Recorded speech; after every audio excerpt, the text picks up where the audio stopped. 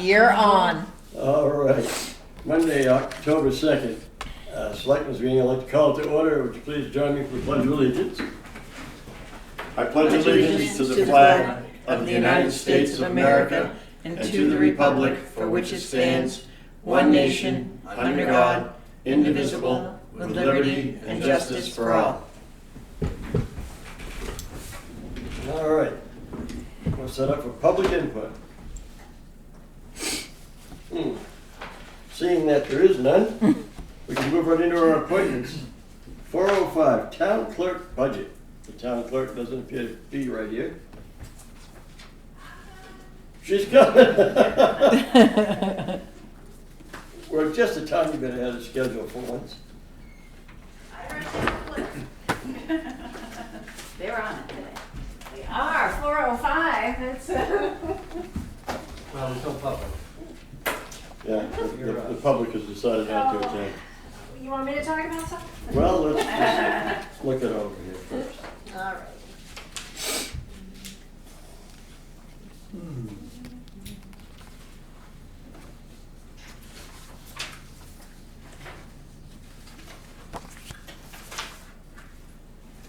Okay, supervisors and ballot clerks are up because we got an election. We have 4 elections instead of 1. 4 this year. Yeah. It's good.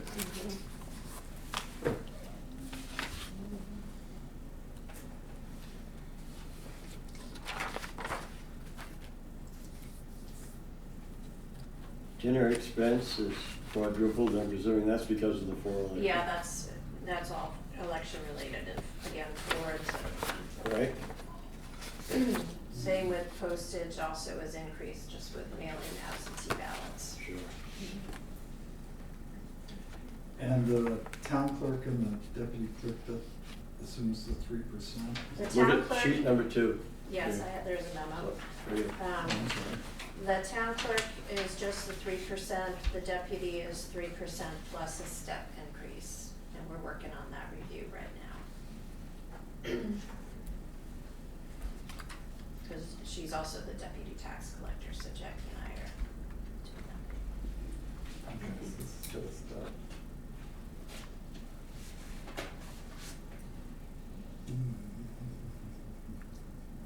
And the town clerk's not asking for a step. You know, I feel that it's fair where it's at. It's the pay grade that was decided on a long time ago, and last year was a big bump. This year's been a big bump, so I feel like it's reasonable. So. and she's Bless you.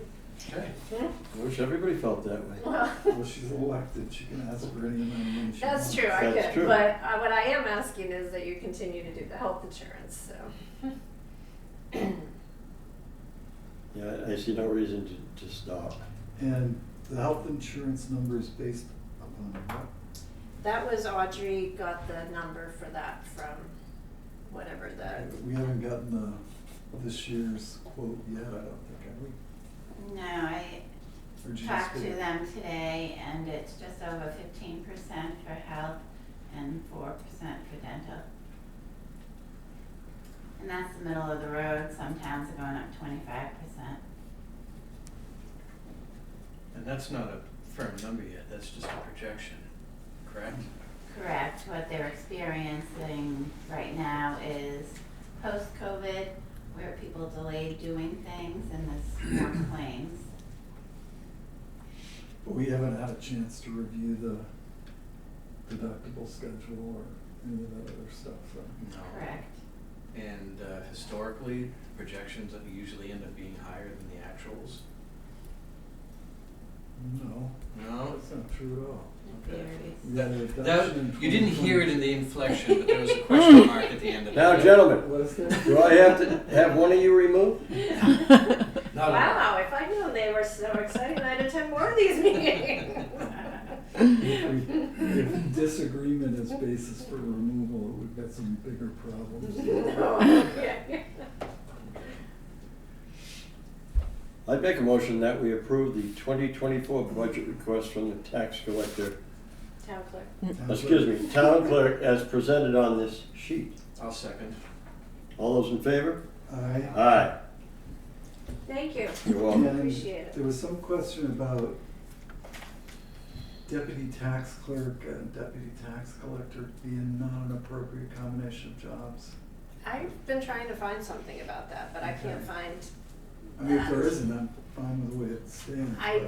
I've not heard of that. I know Audrey Yeah, I had have mentioned an, it. I have an email, cause I asked, Catherine Heck, who presented it, Okay. and I'll forward that to both you and Jackie. The basic concern is that if one of them were out and she had to step in, and then something happened to the other one, she Oh, can't. then she can't do both jobs. Right. Right. So I think that's the basic premise, But we'd have to appoint that. so they can discuss it and Right. see if they're I mean, the concerned. problem is, obviously, the deputy tax collector really only helps her during tax season. She's not in there Right, but working if on a the, regular. if the. Oh, yeah, no, I I understand mean, why. Jackie has a heart attack. Right, God So- forbid. Yeah, that there would not be somebody to step in there because she'd be Right. serving over We with still me. have the ability to appoint, Yeah, so that's all Right. yeah. Mhm. Good. that. Okay, All right, Thank you for all your good work. Thank you. thank you. thanks. Have a great meeting. Thank you. Okay, I think since we have some time on our hands, we should go right into the executive budget. sure. Sure. So, let's have a look at this, see how this is working out. Now, are you, when we approve these, do we So- keep our books, or are you gonna give us, You can do it. typed things, or do we handwrite them and stick them in the book and call it good, or So I made a section called, like working copy, I think. working copies? Yeah, so I like to keep in there, the ones that I've written on, made my notes on. Yeah, And then next week I'll have a typed one for you that shows any changes you might have made. and that's gonna show up in the, or we'll put it in the approved. Correct, But we get to take this book home, if you'd like to, yeah. okay. So, well, Go for it, Chip. I'm hoping that we end up with this historical in each budget, not just last year in 2022, or this year in 2022. Well, in the book I provide all the historicals are there, so, Where it says 5-year actuals, Yeah. Chip? Right, so you have all of them. okay. I've got some tabs so we can keep them separate.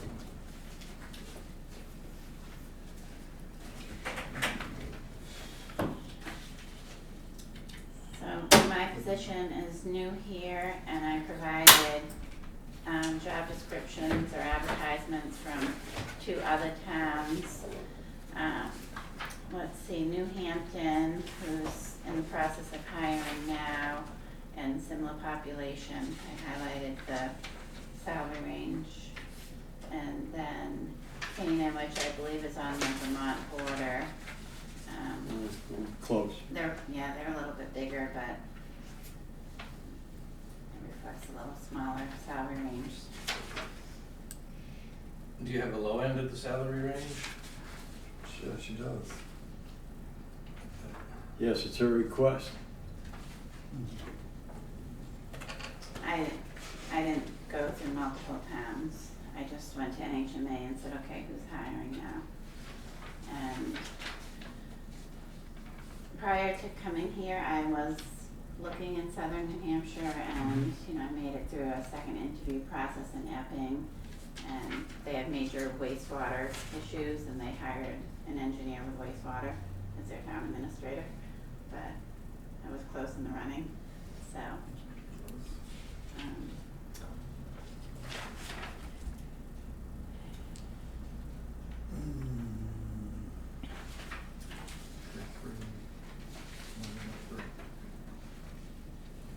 Employees.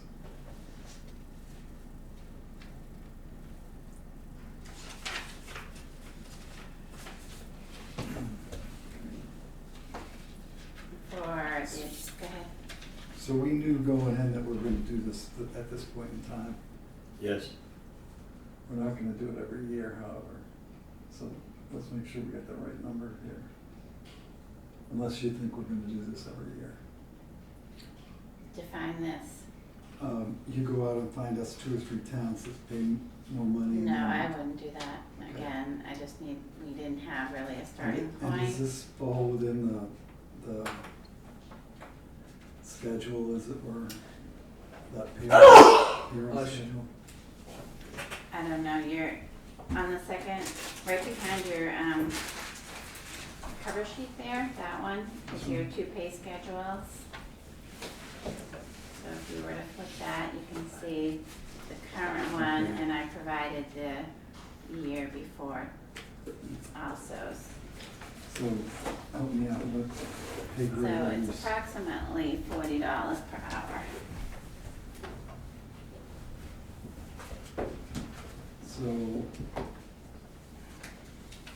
we're gonna pick a pay grade here. Is it 35 hours or is it 38 hours? What is it? I calculated it based on 35 hours. Okay. So, 1,820 hours. So, 78, 925.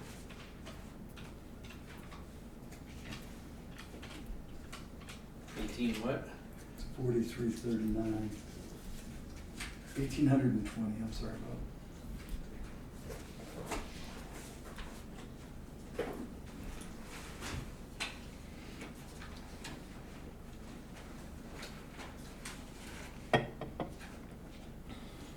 Thought I had a copy of our schedule of steps and pay grades. but I It's on the don't. second we page have of it. your book. We did. Yeah, because you're gonna need that for every department, I assume. Even better, thank you. So, and you fall.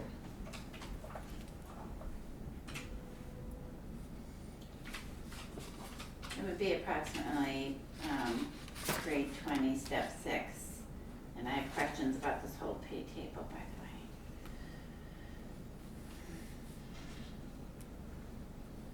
way. Oh, 20 grade step 6. That's 4029. Yeah, you're not close to that. that's 73,327. So, we gotta go to, I think, 21, step 6 or 7.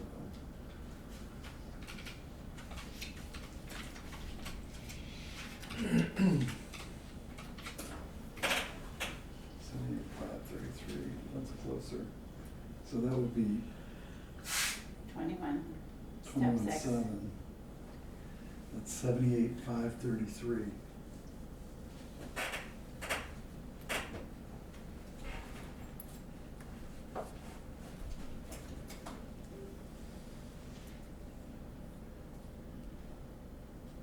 How we do that? Fine. Okay. How we- So the actual number is going to be 78,533. Right. And that is grade, It's grade 21, step 7. okay.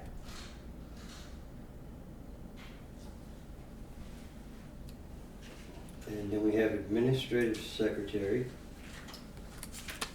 And Cammie is currently at 14.7, and I'm recommending that we increase her to 14.8.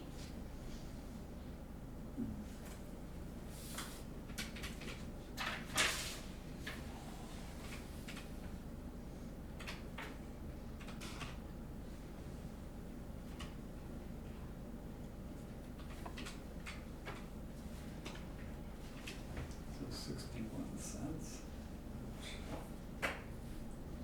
And then the 3% as well, right? That's That- figured into this It's chart. already in this chart, So that's all figured out. correct? Okay. That's step 8. That's a 61-cent step increase. Yes. I noticed the selectmen aren't getting a step increase. But Bob won't allow it.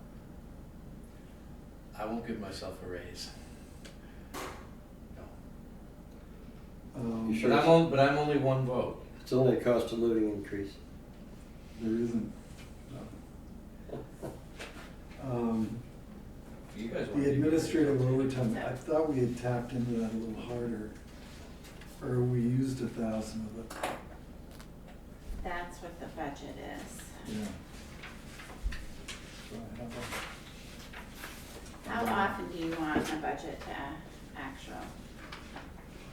Well, during That's what I budget, call it, yeah, yeah.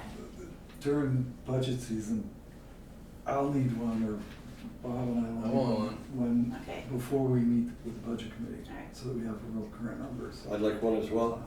So You're it's gonna show up, yeah. All right, Um, I'll run one before you leave So tonight. what have we used in overtime so far this year? Because I can look mine up, I guess. It's over budget, so you've used 1,102, 1,103. Okay, so we're plus 103 today. Right, but you're significantly low on the clerical assistant because of the minute taking. Yeah, no, I'm not worried Yeah. about the whole budget. I'm Yeah. just thinking for that line item, is $1,000 enough? I mean, we're gonna be without a budget committee secretary for a while, it seems. And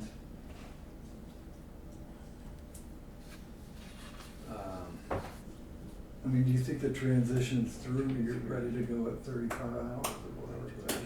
Mhm, yeah. Okay. What's our 23 actual so far? $1,103. Yeah, I mean, that's, and we're not done with the year yet. I think we could boost that to 14 or 1,500. I would move 1,500. I'll second that. Any further discussion? All those in favor of administrative overtime increase to 1,500? Aye. Aye. And How many hours can we work? 35. That's 1820, 1820? 1,820 hours, yeah.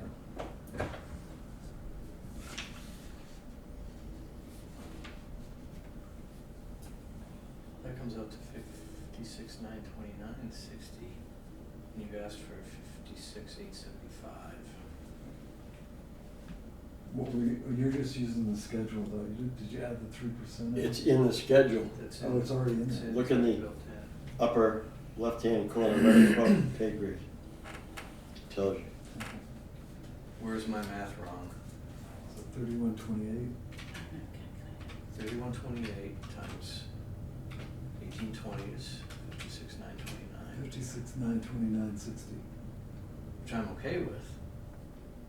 But you've asked for 56,875. So 56. It's because I forgot about these step things and did it on my own.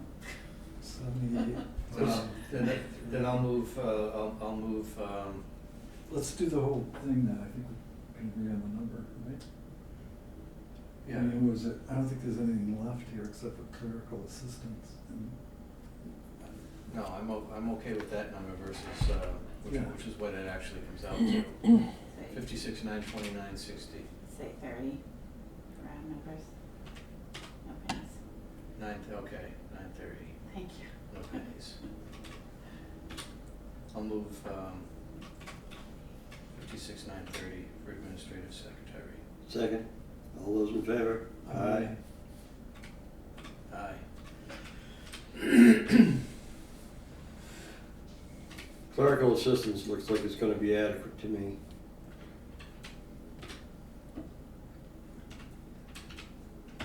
Do you know if you've advertised for someone to take minutes, and if so, where? It's on the website. Probably Sam and Press wouldn't be a bad place to go. We did that for almost $1,000 worth of advertisement. I know. Ouch. And I the know. Tufton Borough Facebook would be the place to put advertisements out too. How do I do that? Social media? Yeah, I'll do it. Do I ask? And I Ask the can- chief. I can put it on to NHMA for no cost. Yes, you can. Of course. Go right through, no problem at all. Just That making sure. door's open, by the way. No, Kimmy, I thought you opened it. No, sorry, this door. Oh,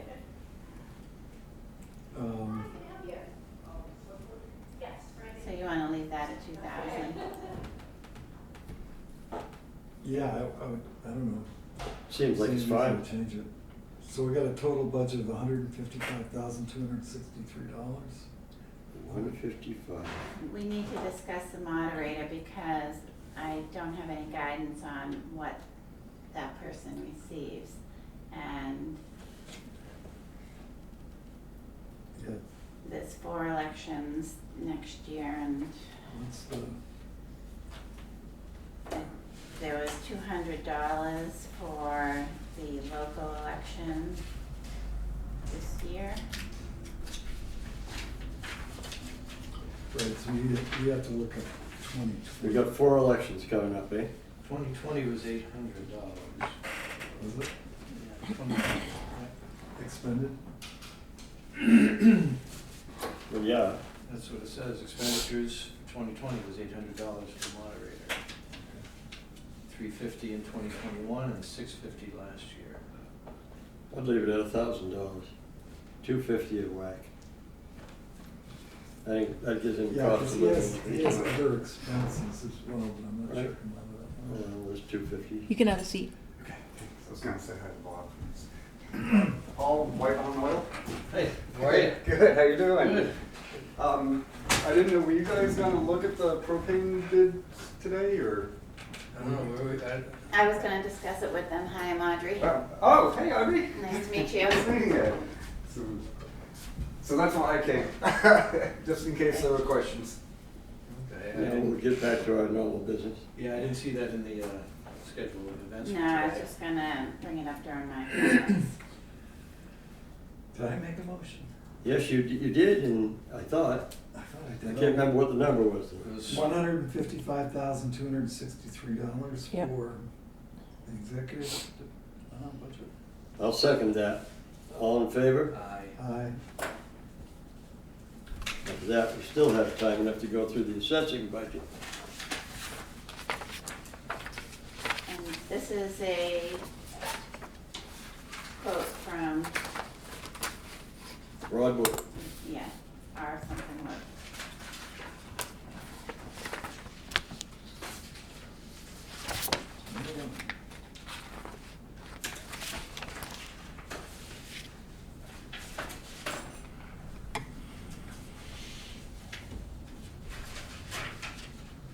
And this is what he's presented for a budget?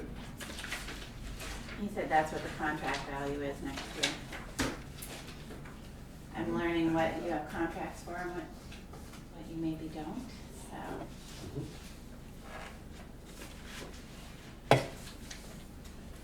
I like the Are you idea looking that for it? it's less than last year. That's My editorial. Right, we've already contracted for it, right? Right. We just have to approve the dollars.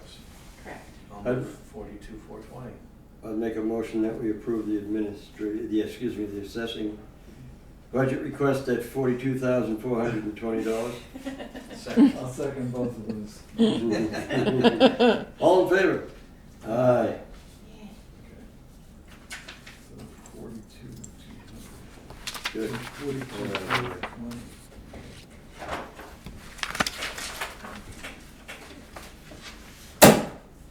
We still have time, Audrey. All right, so at the last meeting, you asked me to go out to bid for the propane. And I guess there was confusion about it because I understand that the town's already under contract. And as I just alluded to, I'm having a hard time finding copies of contracts. And so I'm getting them from like the computer company and the assessing company and the auditors and learning what you have. So we had 2 companies respond. I think I reached out to 4 or 5. And White Mountain continues to be the lowest out of the 2. And they're willing to lock in a rate of $1.49 per gallon through September 30th, 2024. That's significantly less than the 206 that we're currently paying. That's a huge drop. Well, the town, I think, is $1.94. I think that's, and then, there's an RSA to avoid conflict of interest that employees, we can offer them a deal, but it can't be the exact same price as the town. So any employees that took advantage of it were higher. Okay. So I had It's still a taken, deal. I had taken Kathy's email that I found in her email folders and basically used the same language. And unfortunately, it caused a little confusion, because I didn't know the town was already under agreement with you. With us, So right. I'm like, this doesn't make sense. But, Paul was kind enough to respond, as was, Irving. So, you wanna look at them? All right. Sure. And my apologies, I thought the meeting started at 4:30, so I thought I was here early. I did too. Okay.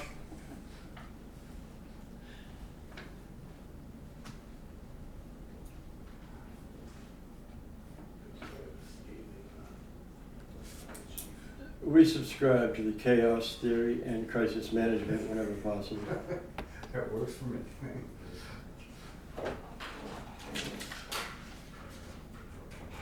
Sadly, the crises keep popping up. Yep.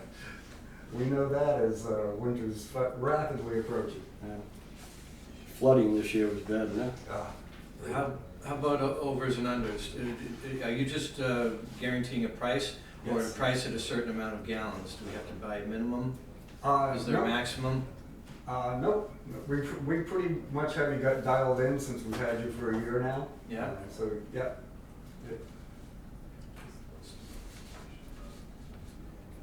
It's hard to beat. I would move Continue. that we continue our contract or our agreement with White Mountain Oil and Propane for a rate of $1.49. And this will take us from October 1st, 23 through September 30th, 24. I'll second for discussion. Please Just discuss. gonna handle our propane generators as well as whatever heat we're getting. Yes. Yeah, it's all the propane. Okay. Yeah. Any further discussion? All in favor? Aye. Thank you so much. Thank you. Thank you. All right, thanks. Nice to meet Good you. good meeting you, finally. All right. Thank you, 4:30. Next up, we should have Alba Architects and Bowden Corporation. Come along, lads. So White Mountain only does our propane, correct? Correct. Okay. Hey, how you doing, Andre? Good, how are you? Good. Long time no see.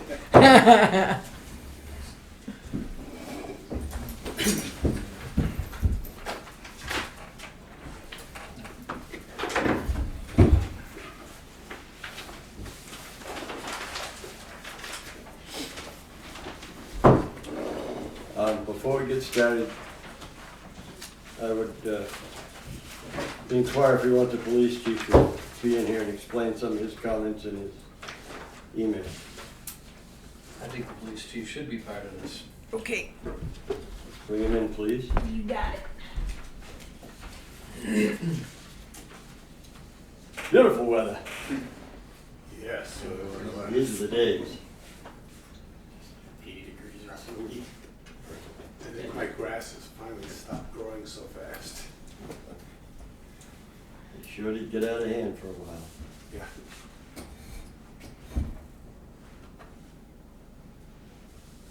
We just got back from a week of Grand Canyon,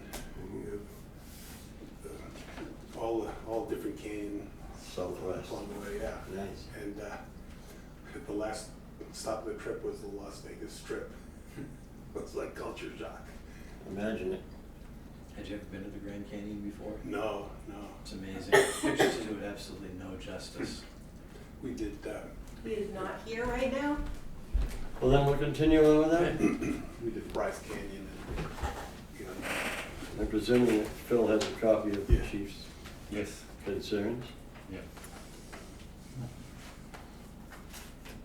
Who would like to begin? well, have you met, you guys know me from one or two places. Jesse Fan is the gentleman in our office that prepared the estimates. Oh, Larry? Obviously, guy right there. I'd have that facing me so I remember my name. He's been working very, very hard to try to reach the goal that you'd like to be at. And having built a few public safety facilities in our lives, you know, I don't necessarily recommend some of these cost savings. We're hoping that we can give you enough to choose from so that you can come up with something that makes sense to you. You know, not having electronic access controls is a real step backwards. I haven't done with either a police or fire station that didn't at some point, you know, see a need for those kind of things. And even in Meredith, we've just gone to that, you know, for exterior access. But there are ways to do some of that, and maybe not all of it. We've kind of given you the all or nothing, but we can tell you if you work together with the chief and say, do half of them, you know, there's ways to get where you need to be, maybe you're pretty close. So, And you all have a copy of the worksheet with the costing. So I mean, it's kind of an a la carte method if you want. Yeah, you can actually have this. And you know, I prepared this color coded to kind of help. You know, there's a lot of little savings. You know, a big one would be a mechanical option that would be less money. Same performance, just a different, more efficient configuration. Well, when you talk about these things, there's no detail. Less expensive mechanical option. Yeah, so you know, that's Right. just a summary. So this is the, you know, that is what was suggested by the mechanical contractor. You know, so it would go with a heat pump. You know, one unit, 5 zones instead of 5, you know, outdoor units. You know, there's also another option because it is a heat pump. It does heating and cooling to eliminate the radiant heating. You know, so it's less expensive, but you don't skimp on performance or efficiency. You know, that was just, you know, in order to summarize what you were getting out of it. You know, there's a lot of suggestions with ways to save money using different hardware packages. You know, I was able to source less expensive, you know, evidence lockers, refrigerator lockers that still met what was in the specs. So that was just a function of being able to source some additional, you know, finding an additional source. You know, in terms of the doors, you know, in the past few weeks, I was able to work with the company that would be providing and installing the doors, and you know, he had another $25,000 of savings that he could find, you know, just with going with materials that are more easily accessible. you know, and we've tried to involve Phil with this process so that, you know, if we were proposing something that was really offensive, that he would, you know, let us know that. And, you know, the things like the chief asked about, well, why can't, you know, what's the sense of not having bulletproof doors if you have a bulletproof wall? Well, you don't have bulletproof exterior walls, you don't have bulletproof windows. I shouldn't say proof, I should say resistant, because proof is not really a thing. But I have constructed personally many entranceways, whether it's into a school. There's a huge premium for doing bulletproof glass. And, you know, the person that's most vulnerable is typically the greeter at the window, and that window has ballistic protection to it. The walls around have ballistic protection. You know, unfortunately, the bullet-resistant doors are a huge cost, and so that's a way to, you won't be the only community that doesn't have bullet resistant doors. Most of the ones we've done don't. So we've tried to make what we thought were, fairly intelligent compromises based on our experience. And just to add on the door, so all this would be doing is removing, it wouldn't be, a ballistic rated door, but it would still be a hardened door. So it's not, you're not removing any, you're removing, the ballistic requirement, but you're still getting a hardened door. So it's not like you lose everything completely. You're not going to easily kick your way through it. Some of the other changes, the processing area, instead of going from masonry, going to, light gauge metal stud walls and plywood over it. There's a decent savings there. Siding, going from the smart siding to vinyl, big savings there. Also eliminating the Nichiha siding and just going all vinyl. What is Nichiha siding? It's a cementitious siding that can. Oh, like hardy plank. It's not. Well, the material is similar, but it presents a lot differently. They have versions that look like cut stone, look like brick. So Just to give you an idea, boxed out in green, this is what was called out as Nichiha. Okay. So the savings would be to eliminate that or substitute that with vinyl. So that's just a design feature, that's all. Yes. Correct. right. And that just on the vinyl, I don't know which product you price, but I'm sure that there's probably somewhere in between. You don't have to go for it. If this was the least expensive vinyl that you could find, then there might be some other options we don't necessarily have to go with.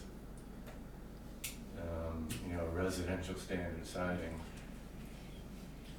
to go that route, but obviously this is trying to offer you. We're only dealing with this sheet, or are we dealing with this sheet? That's the original. The original estimate, and that's the savings from the potential savings from the original estimate. Okay, because I'm really having a hard time with math on this original in addition to this. So you've got $122,000 worth of savings in two items, non-radiant and less expensive mechanical. Am I right? Correct. Okay. And then I have no idea what your masonry or concrete number is really. Concrete or masonry? Concrete. So your concrete here is 62,400 plus 9,100 plus 1,916 plus 5,121. I'll add them all up, but I can see from just looking at it, it doesn't come up to $229,000. So I don't know how this number enters into anything.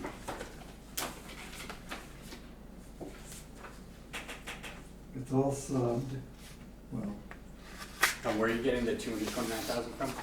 right here. The black number, 229,000, so that's the total for that column, I guess. Could you spin that around for 1 second Sure. so I can see what's going on?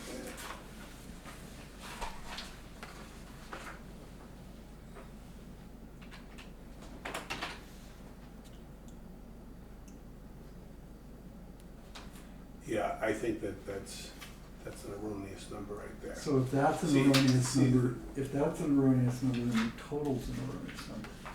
I don't know where that was where that came from. I know, like in our. I mean, I can go through the exercise of adding all these columns up, which is a total pain in my rear That end. side. But, so, yeah, even that, 60, Those 246 numbers there are just a summary of Okay, each but section. those numbers equal $2,045,238. That's how that number came about. So if this number's wrong, or erroneous, whatever you wanna call it, then this number's wrong. That's all I'm saying. You need something close to $120,000 or $180,000 worth of savings, and I can come up with a one column. That's all I'm saying. I know when I the, mean, I think these numbers are more accurate to what the market actually is. 229,000 for this much concrete is just not. No, I don't know where that, when we sum it all together, there isn't the, intermediate,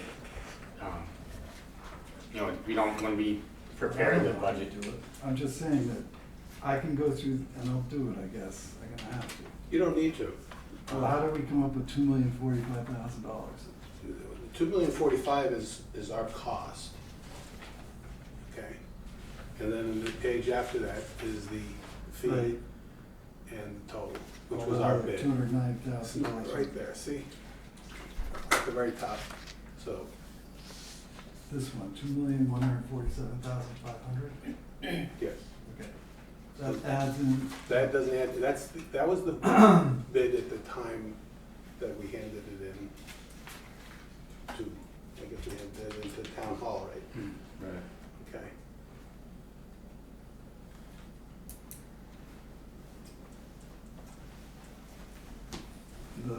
It doesn't answer my question about concrete. So what is your question about concrete? That it isn't $229,000. Correct. Just scratch that number. I'm gonna go through it. I'm gonna Okay, go you through it, should. add these columns up, because I know I'm gonna come up with your number. And that's why I have a problem with this stuff. I mean, you're talking about cutting stuff out that is marginal at best. And it doesn't change the bigger numbers, which are the mechanical, the electrical, the concrete. Those three numbers are driving this. So you changed the mechanical by 90 grand, good work. What did you do with the electrical? Anything? No, I don't see any change in the electrical. So if you go through the, the original bid cost and then the savings, which, do you have the most up-to-date one that was sent on Friday? I have these. So that Who do those get sent to? I sent that to you, and I believe you shared that. I have it, September It's gone 29th. around. I Okay, believe so that it's- incorporate, and that new number, the updated construction cost, that incorporates all the, So can I look at yours for a second? I have an extra one if you. All right, great. Yeah, 1/7/22/332. Did you send out new versions of this? I did not send that. Yeah, that's the same, that's this, Mhm. okay. That's so the only one I had. We're working on the same numbers. Yeah. On this stuff, which is just eliminating shit that may or may not need to be eliminated or can be eliminated. Mhm. Go ahead, you guys. Automation. Talk amongst We're at a yourselves. 3,800 square foot building. We're already reducing potentially reducing the mechanical option. Why would we just get rid of automation? We set back thermostats. If you're concerned about erroneous temperature settings, You're saying to eliminate automation. HVAC automation. What's in there for control system? I believe it's in there. Do you have the, Does it give that back?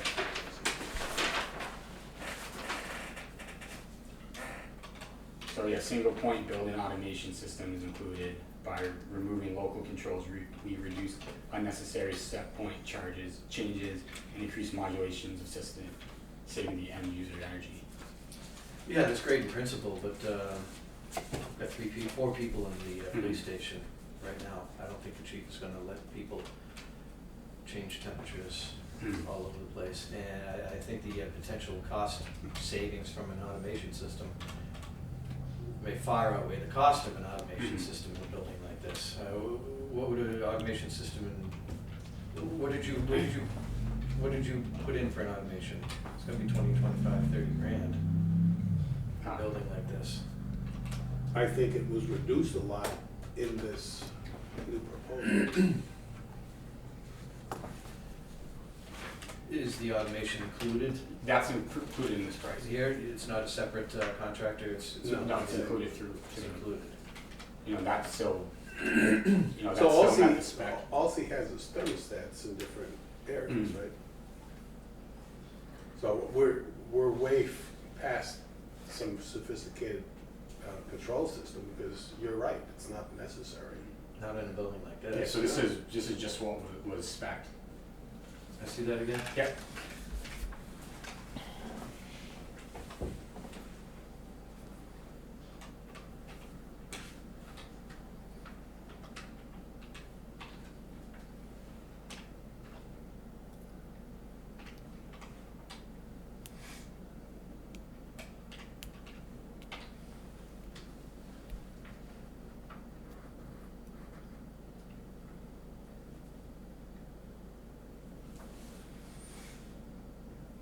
A single point building automation system is included as well.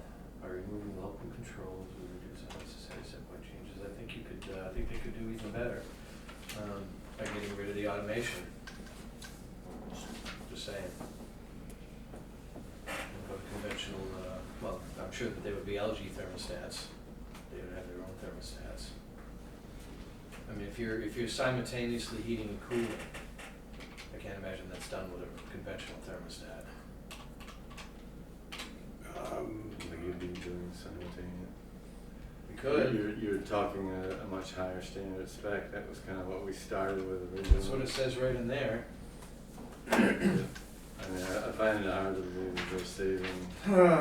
The system is being quoted as an LG VRF, variable refrigerant flow series heat pump and air handlers. It says right here, LG is the only manufacturer that offers a single-phase, multi-zone system that can produce simultaneous heating and cooling for each zone.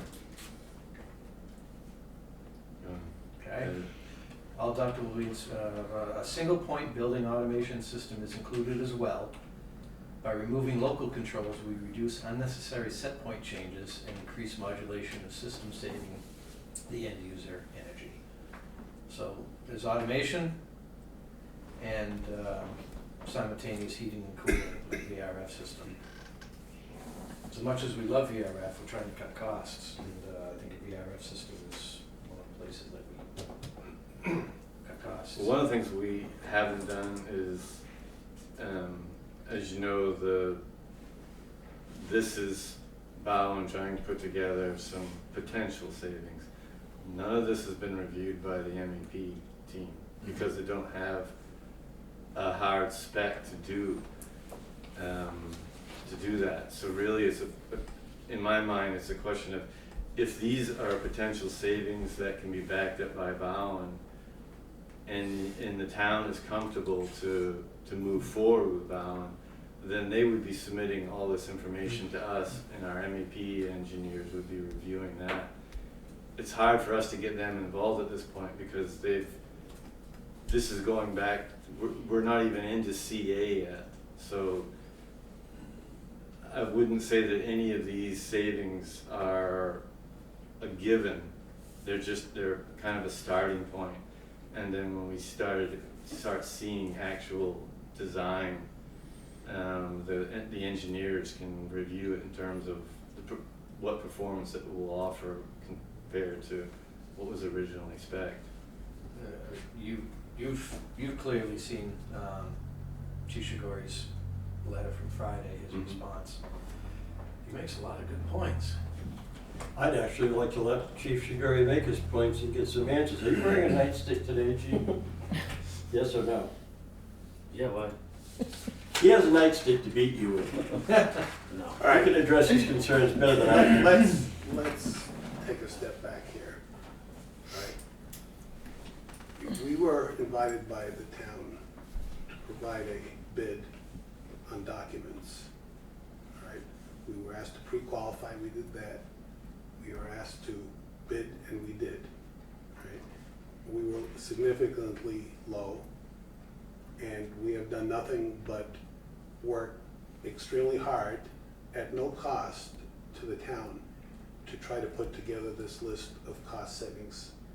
And I can tell you right now that if we're talking about nightsticks and everything else, even if it's in a joke, we don't want any part of it. Okay. Because, like I said, we're here to help. We're not adversaries. This was a bid project, and we have given you our estimates and are willing to do this open book with you. So if we can't all smile and be friends, then we're just kind of spinning our wheels here. Well, I apologize if you took my joke as a serious comment. Well, I think just the general attitude is I feel like we're being grilled here. Well, I think the problem is the setup. This, You and the other bidders all knew going in exactly how much money we had. I would rather have had you not bid and to come in as high as, and you were the lowest, I'll give you that. But you all knew what we had raised from 6 different warrant articles, and that's the money we had, plus the USDA money. And then everybody comes in with these crazy numbers, and we're also issuing building permits almost on a daily basis for Tuftonboro. And there are $1 million house after $1 million house coming in Tuftonboro. And this is not a $1 million house. This is a 2,400 square foot police station without a upstairs, without a $50,000 kitchen, without 7 bathrooms. That's where the breakdown comes for me, is if I can build a 2,400 square foot house on Ledge Hill Road for $750,000 with 3 bathrooms and 3 bedrooms and a $50,000 kitchen, why can we not build this police station for the budget we have? And you knew the budget we had going in, and the opportunity for us to get more money is not there. So I'm looking at this as a car salesman would look at it, because I owned a car dealership for a long time. That's bait and switch. Okay, let's get them in the door, and we'll get the numbers, and now we're gonna mess with this stuff. And that just, it's not a good setup for either of us, I don't think. I mean, I'm seeing over $275,000 worth of savings just doing the math myself. That wasn't a mistake, that's actually in your $2 million total, the concrete number. I just added it up and it came out to the same number. So the difference between what these numbers in the column are, which is $78,532, and the $224,000, in addition to the $90,000 mechanical savings and the $35,000 radiant heat savings, is $273,000. That brings us down to $1,874,000 total, my calculation. Obviously, you guys came in here today with the notion that that's not the number we're working from. We're working from another number where we have to take all these little pieces out all along the way. So now the chief of police is on our case about, wanting to bring state government into this business. And it just doesn't seem to be a good marriage yet. We need to put that marriage back together. I mean, I have to believe the number that you give me, or we're not going anywhere. And the concrete just kicked me, because I bought concrete not too long ago. And $200,000 is too much money. As I said, that's not a. But it's in the total. That's what I'm saying. I appreciate that you, and we both agree, that's not a good number for concrete. But it's in that total from this budget, this original bid budget. So we start out at a bad place. I mean, I think between that and the mechanical change and the radiant heat change and working on the contingencies, we should be perilously close to the budget we have. I really do, without a lot of nitpicking. The way I set up a spreadsheet, and I didn't set that one up, but we don't have those section summaries as part of the totals, Okay. understand?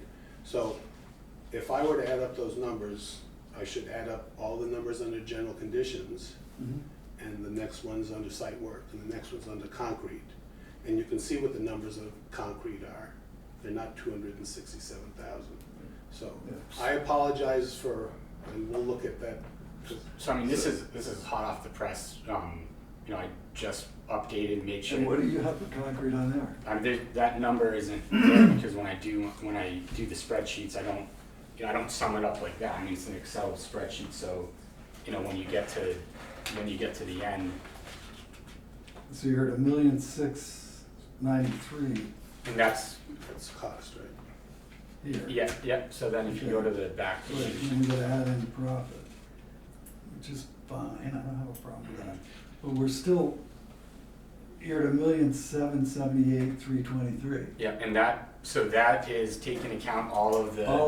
all of that, and then all of that except the deleting the chief's wing and then the door controls. Okay, so now we're getting closer to the same number. That's all I'm trying to do here. I mean, I'm looking at this and you're telling me something and it just isn't working for me. So I appreciate the spreadsheet works it more accurately, if you will. Mhm. It doesn't have these sub numbers which drive people like me crazy. Yeah, I'm sure that was just a check that was included. Yeah, I mean, we could ask you how many yards of concrete there are and multiply it times whatever it is, $150 a yard. Right. And we ourselves check all those things when we get bids in. You know, we'll do our own Mhm. takeoffs. And, you know, if we're having somebody bid, you know, labor and materials, we check those things to make sure that there isn't something erroneous, either up or down. Right. But, you know, I just, again, I want to tell you that we were tasked with winning the bid, right? That was, you know, give us the best number you can to build what's on the plans and specs. Right. We did that. When you're doing this, you know, you asked for a general contractor bid, which we did. We were the low bidder, and I can tell you that 2 months previously, I priced a police station for Candia. It was 5,200 square feet, plus or minus a couple hundred, I don't remember. But the per square foot numbers came in the same. Now, our company built Meredith's new station years ago, and you know, we built that for under $2 million. Why? We have no control of what happened after COVID. But I can tell you that the construction industry, I can point to libraries, I can point to all sorts of different projects that we have priced post-COVID. Mhm. And I'm depressed and shocked. I'm not happy about it. The numbers are ridiculous. Libraries that we used to build for, you know, $180 to $230 a square foot, they're pricing up in the 400s. Mhm. Yeah, so I was gonna throw in a number of $450 to $500 a square foot is where I would expect it to see this, but your price came in at over $600, $619, if I remember right, a square foot. No, I don't think so. Can I step out for a second? 548. You'd like to do what? I just need to step out for a second. No problem at all. So our original bid was 548.53. 548. Yeah. I was shocked because I did a budget for the police station in Candia. You know, I spent a week on it, but still, you know, Jesse spent over 80 hours of time putting those numbers together with bids. So I think he did a really good job of getting, you know, competitive numbers from people. Not big, huge contractors, but small local companies. And those are what the numbers are. Are we happy about it? No, because, you know, the way things are going, but you know, you try to hire people and you gotta pay them higher wages just to get them to come to work for you, whether you're in police or Yeah. fire or construction. Oh, I get that. I was off by my previous number. I said 600 and change. I just came up with 565. Well, I'm a smaller, and less concerning note. It says here site clearing by others. If we eliminate that, that would drop the price $3,500 on your sheet, but it still costs us to do it, which is one of the problems when you start doing that kind of thing. Yes, it makes your number look better, but it really doesn't help us that much. Okay, now you understand. No, I what I'm saying. understand. And I'm the builder, and Bob is the facilities manager, and Chip is the numbers man, and I'm well aware of construction costs. When Chip comes back, I would like the chief to address some of his concerns. And I'm going to do one of his because it's easy. Removal of site signage. What is that? Is that the sign that says Tufton Borough Police? Yes. That's it? That, there's the Exit? brick base, concrete work that's needed for that. Okay. You want it to be quite fancy. You keep saying we.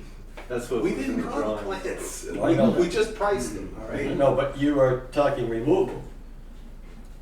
That's we. Oh, it was just a suggestion, Well, you were aware that these are all suggestions. I mean, come on, but just interesting stuff. Chip is back. Do you require some speech here yet, or you all right? Okay, I'd like to let Chief Shiguri get some answers to his questions, please. Well, I apologize, I might have missed some of it. What was the cheaper mechanical besides? So it still meets the, still meets the spec, just for the sake of summarizing it, calling it a less expensive mechanical option. You're not going with, anything that is not as effective. It's just, it's more efficient. So if you'd like to look at this, basically it's going with This doesn't mean, it means more to Bob than to me. Yeah, so going with the heat pump, so instead Instead of having the six five- individual heat pumps, Yeah, it's one. it's, One. well, it's actually two. It's a Two. larger one and a smaller one. Okay. Yeah, a variable refrigerant flow, which means it can heat and cool at the same So is that time. gonna require three-phase? That was the No. question. LG, I'm not a fan of LG, I'm a Mitsubishi guy. Apparently it's the only one that makes a single phase, Okay. VRF type system. But this was just a suggestion Yeah. from the mechanical side. Between that and then if you remove the radiant heating, because that will heat and cool. There's another about 32,500 of savings there. So it's less expensive, but So it's still a heat pump type system. Yeah, it is. That was my question. It Yeah, says so it's just cheaper a- mechanical. So he just found We like your electric base. Well, it's cheaper.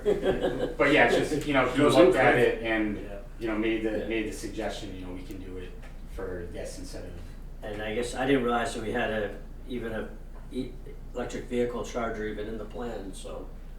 I'm not sure where that came from, to be honest. I don't know either, so that's a good remove. Might have been a holdover from something. Yeah, well, it was. Yeah, so, cause it says cheaper just put a conduit for future, I'm like, I didn't even know we had one, period, so. On the, I don't know, I guess, I'll ask one of the chief's questions. On the less expensive personnel evidence lockers, the evidence locker that is on this budget is 0. So where's the So I. $16,500 savings, just in the personnel lockers? So I included it in a different, so if you look up in a different,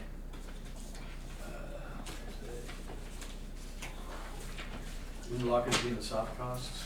yeah, so that was included, in the original budget, I included it in the personnel lockers, Furniture, just for the sake of built-in stuff is. Right. keeping it. But there's no evidence locker included in this. Yep, so it's, see how it says Oh, it's all included? one? Yeah, so I included it in that Got it. number just Got it. for the sake of organizing my, So what are we talking for replacement? So what I was able to do is in the meantime, I was able to source, the evidence lockers that still meet what was in the specifications. And, just I was able to Find a cheaper source. cheaper source, so.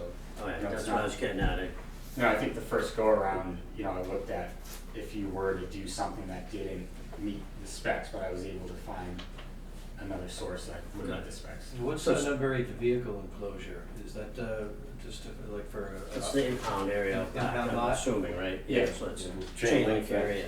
Yeah, so that, removes And again, I know that That's something can be done easily later. Yeah, But some of these other things are gonna be a Well, major thing to add. And later. that's, I don't think that was ever part of the plan, because we're gonna have a long discussion before we start having an impound lot. There's already one over at the county. I mean, they're just a complete pain in the ass, so, maybe we'll chat about that before we start putting one in. Well, that was in the plan. Well, Just saying. so, The pole, conduit for future pole lights, so we're not gonna have any lighting on the parking areas? Again, that was a suggestion of another way to save money. It's same deal as, what you're giving up. If you take any of the other suggestions, it might not. Can you do wall packs on the building, so you're not running over conduit? I don't know, that'd be, only problem with wall packs to cast light out, you start talking about do we meet, is it dark sky or whatever it Light is? pollution, yeah. Light pollution standards. But you can still get them directing downward. But I mean, if the parking lot's very far from the You won't building. get the same coverage, but, But to meet the same coverage. How you many wouldn't- parking, you don't have a public meeting room here, right? no. No, How big of a meeting space do you have? There isn't Mostly any. just for your staff? there isn't even that. Okay, so how many parking spaces really need to get lit up?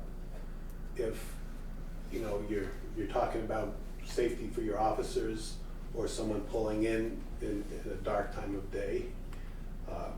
If you can illuminate a couple along the building or, have 4 or 5, is that enough? Maybe, Probably, I just don't know how, if they're close enough to really be, a wall pack would cover some of them.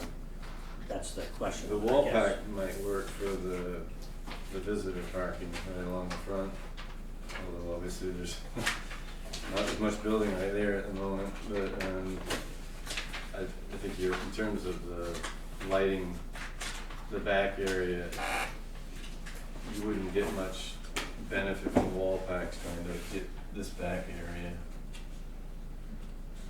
This area, This side area. this side, you could potentially get sufficient light off of the wall pack.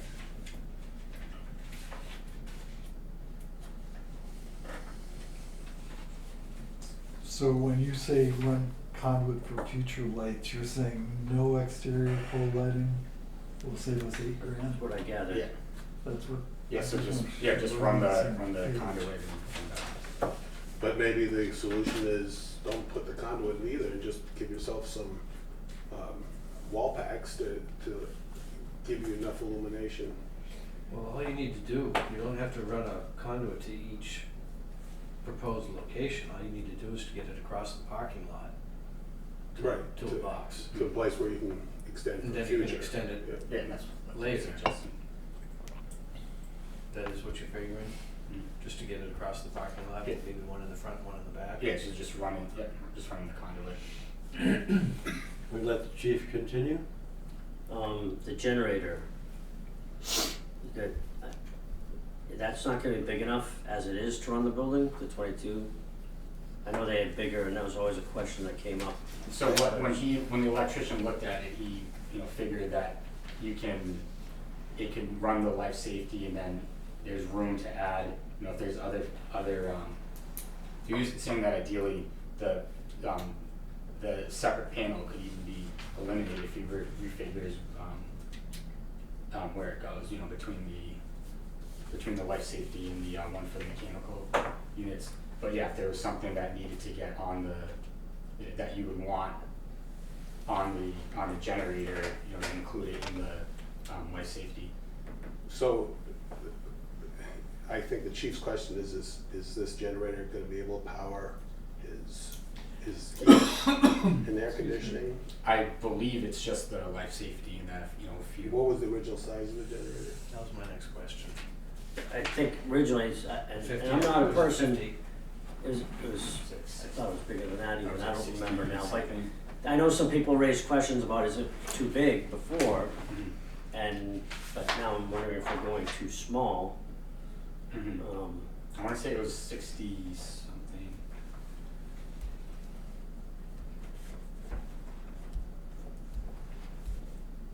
It's a pretty big generator. The only thing that really has to power is the HVAC and then lights and outlets. Yeah, so again, this is just one of those things that, you know, the MEP engineer could look at and say, what's the smallest we can do and keep you in business all the times you need to be in business? I don't know whether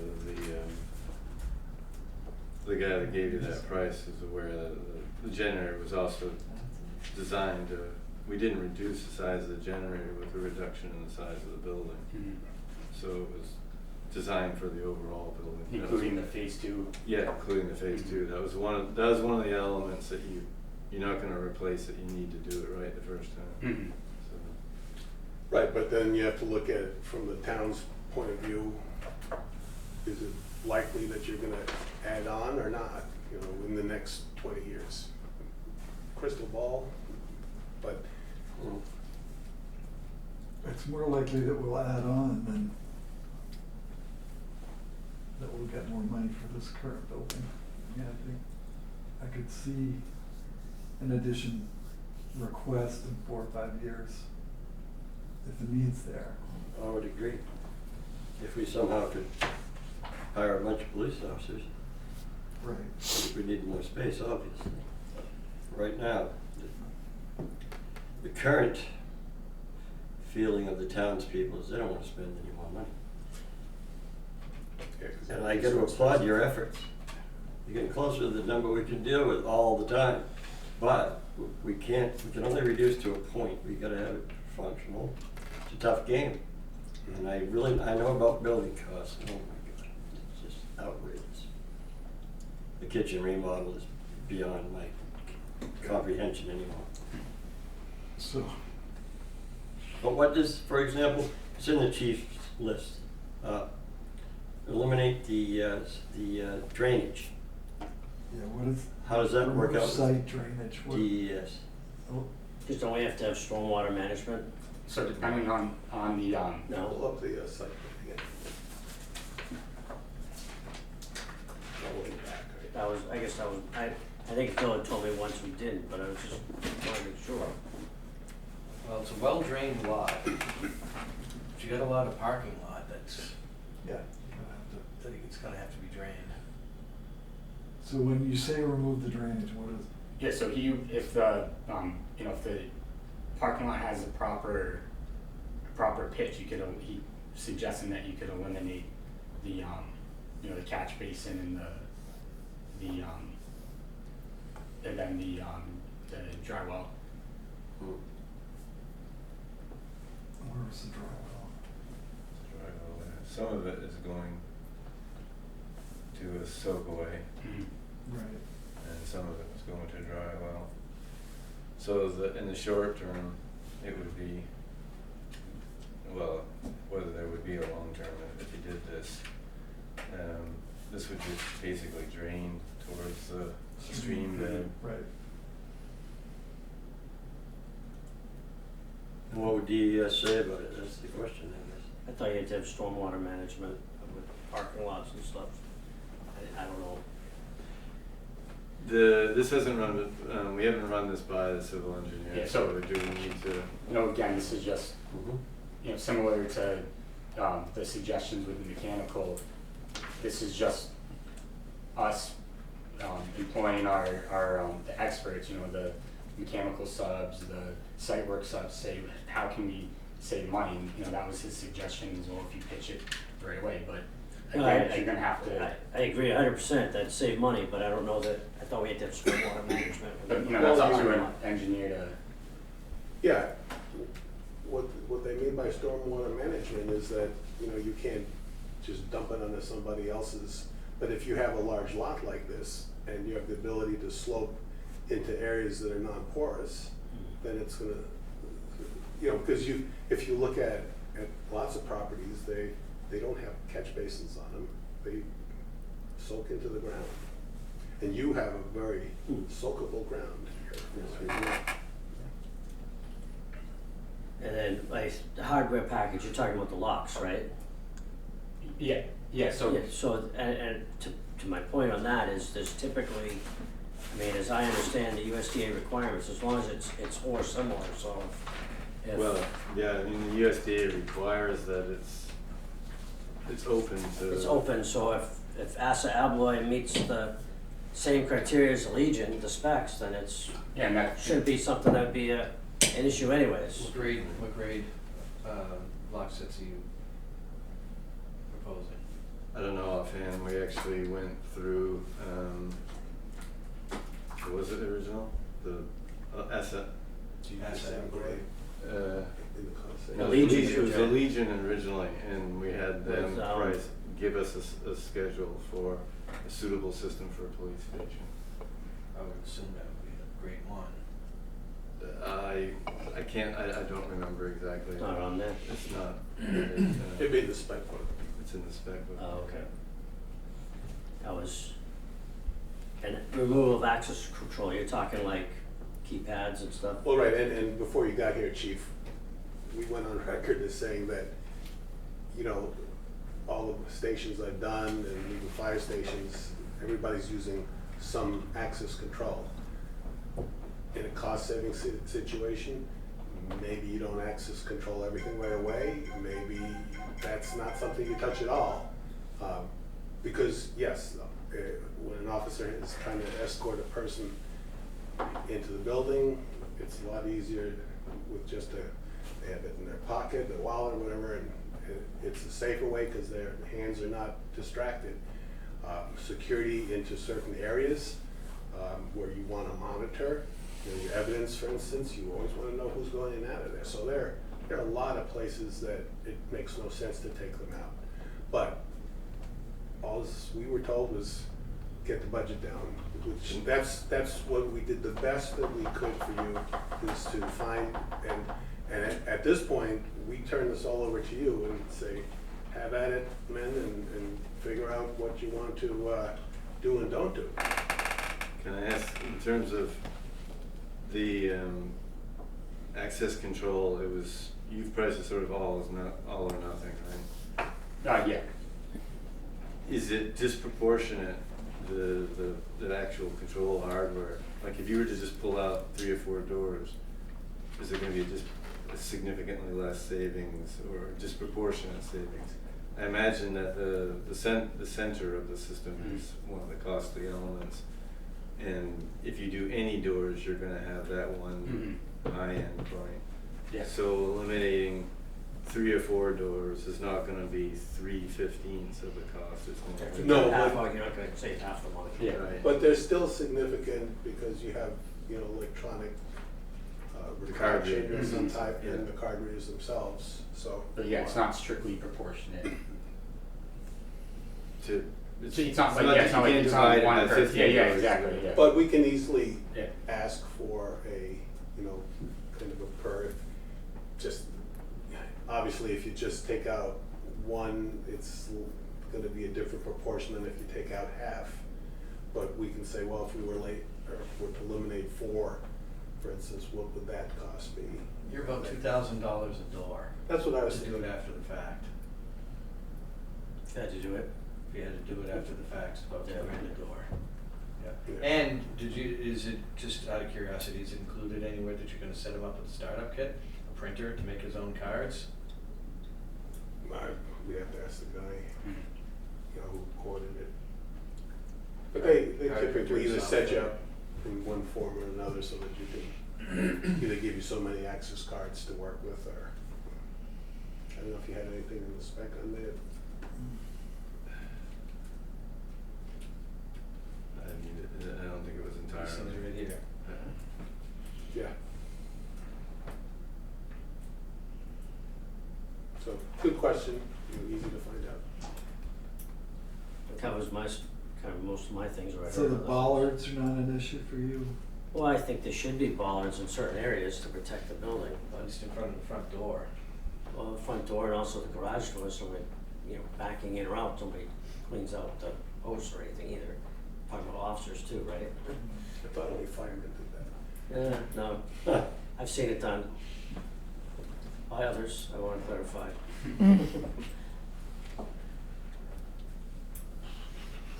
The bollard wraps would be $1,500, and I'm presuming that just pads the bollard so that when you run into it, you The don't. plastic bend. condoms. The Yeah, plastic it was- cover, it was the yellow a plastic PVC. cover slides over. Okay, rather than paint the bollards yellow, you put a yellow plastic cover. They never have to pay for it again. Well, that's obviously something you drop on later anyways, but that's, So, in one letter here, it says, this is from Phil on the 29th, which is Friday. Fallon came up with a little more potential savings to discuss at the meeting Monday, about 60,000, so maybe the 51,000 for the chief's office when it can go back in. Has anything happened there? Is it- Well, is that So, kind that's what these numbers. Yeah, so what we presented, that's, you know, that's maximum, you know, if you do, you know, that's removing all the bollards, and, you know, if you decide to keep a few, then the number would change, but this 416,808, that's accepting all of the, you know, all of the potential cost savings to date, including removing the chief's office But- wing. Okay, but so this number didn't change from Friday or before Friday or whatever? Not since. Yeah, it hasn't changed since Friday. No. Okay, so that includes taking away. That 60-ish thousand was from the previous issue of this. The, Okay. Jesse issued a shorter, slightly shorter list. What's our a budget, couple weeks chief? ago. what? What's our budget? Got any idea? I don't know, honestly. Somewhere around the 1.7 range. I thought it was 1.8, That's- 200,000 of it was soft costs, if I remember. Right, that was a it's right around combination of your there. contingency and Yeah. various purchases. I thought we had 1.8, Yes. Right. yes.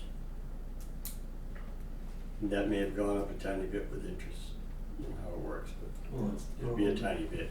Hopefully it's gone up a little bit. But I mean, the agreement that I'm listening to over time here is that we've got $203,000 of savings, not 416, unless we take the chief out of there.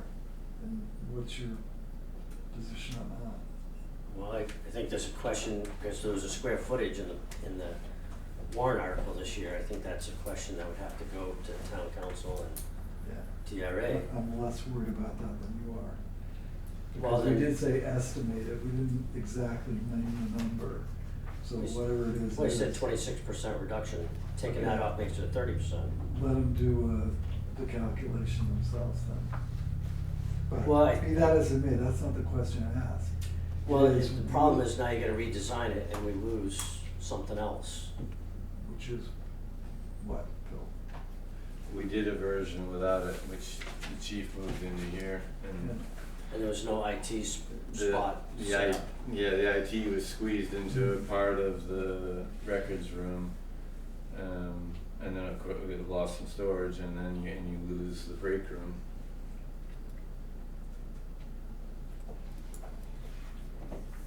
Isn't there an access issue with having IT and records? It's not, certainly not ideal. Right. Well, I mean, I envision this being, it's secured, it's locked doors on this. Right, the records would be a secure You'd have to put a storage. closet there that would be locked, I would think. Well, I'm talking about having an IT vendor in there.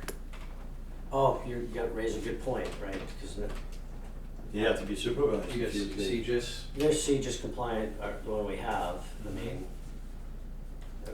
you know, up there, he's CJIS compliant, and Mhm. he's right in the records area if you go for the county attorney's office, I think. and dispatch, And dispatch and stuff to sort out there. yeah. So I think as long as it's CJIS compliant, fine, but it needs to be secured so that others can't necessarily get to it, so it needs to be like a locked closet, but it needs plenty of ventilation if you take your closet, obviously.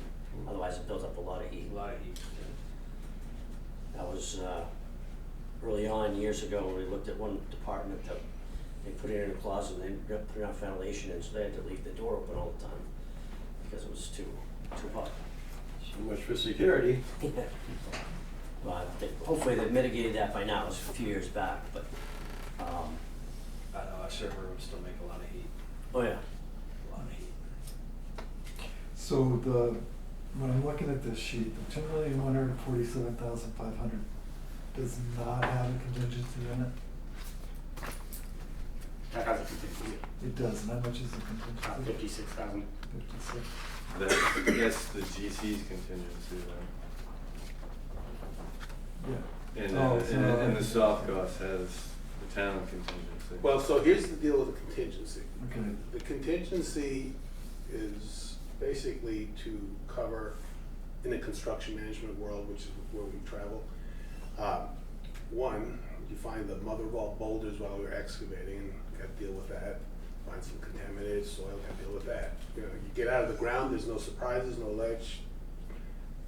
We were less worried. Then we come to chief saying, Jesus, I really supposed to have an outlet here. And Phil says, oh shoot, the electrical engineer didn't put it there. So, you know, we take that out of contingency kind of thing. The other problem we have is that we're already past our hold date, according to the bid documents, if I'm correct. So now we're a little bit at the mercy of the subcontractors. They're holding their numbers. And the longer we extend that, there's a potential, so that's contingency is also to cover that. Now, the way we do things is that when there's, you know, a contract with that contingency line item, when we give you an invoice every month, you know, requisition, the contingency's there in the bottom, and if we have to blow a little ledge, you'll see the contingency's been reduced because we did this. If we added an electrical outlet, you know, that's a cheapie, but something The significant. principle is the same. Yeah. So you always see how the contingency gets spent. It's not a secret, and at the end of the project, the contingency, whatever's left, is to upgrade the building. And you know, the farther along the project that we go, the more access we can give you to the contingency to spend it. That's how we do things, and you know, and you have your contingency as well. And part of what we need to do is identify things that the chief feels are important that can be added later in the project. So in order to move forward, and I just randomly picking this, but if you've got a $30,000 locker budget, for instance, well, maybe we don't order those till later on when, you know we can take it out of the contingency. I'm just suggesting ways that you can get to a point where you're comfortable with the budget, because as I say, as the longer we don't do anything, you know, we lose control over what the subs are going to do to us. And materials aren't going down. No, the lumber's still going like this, like it always does, but most everything else doesn't.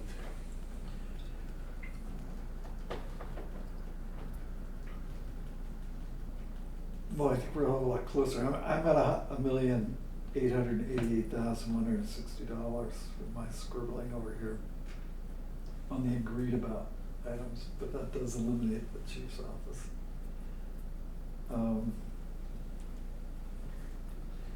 If we have $1.8 million, I think, and we need $1,888,000, I think we could probably make that happen.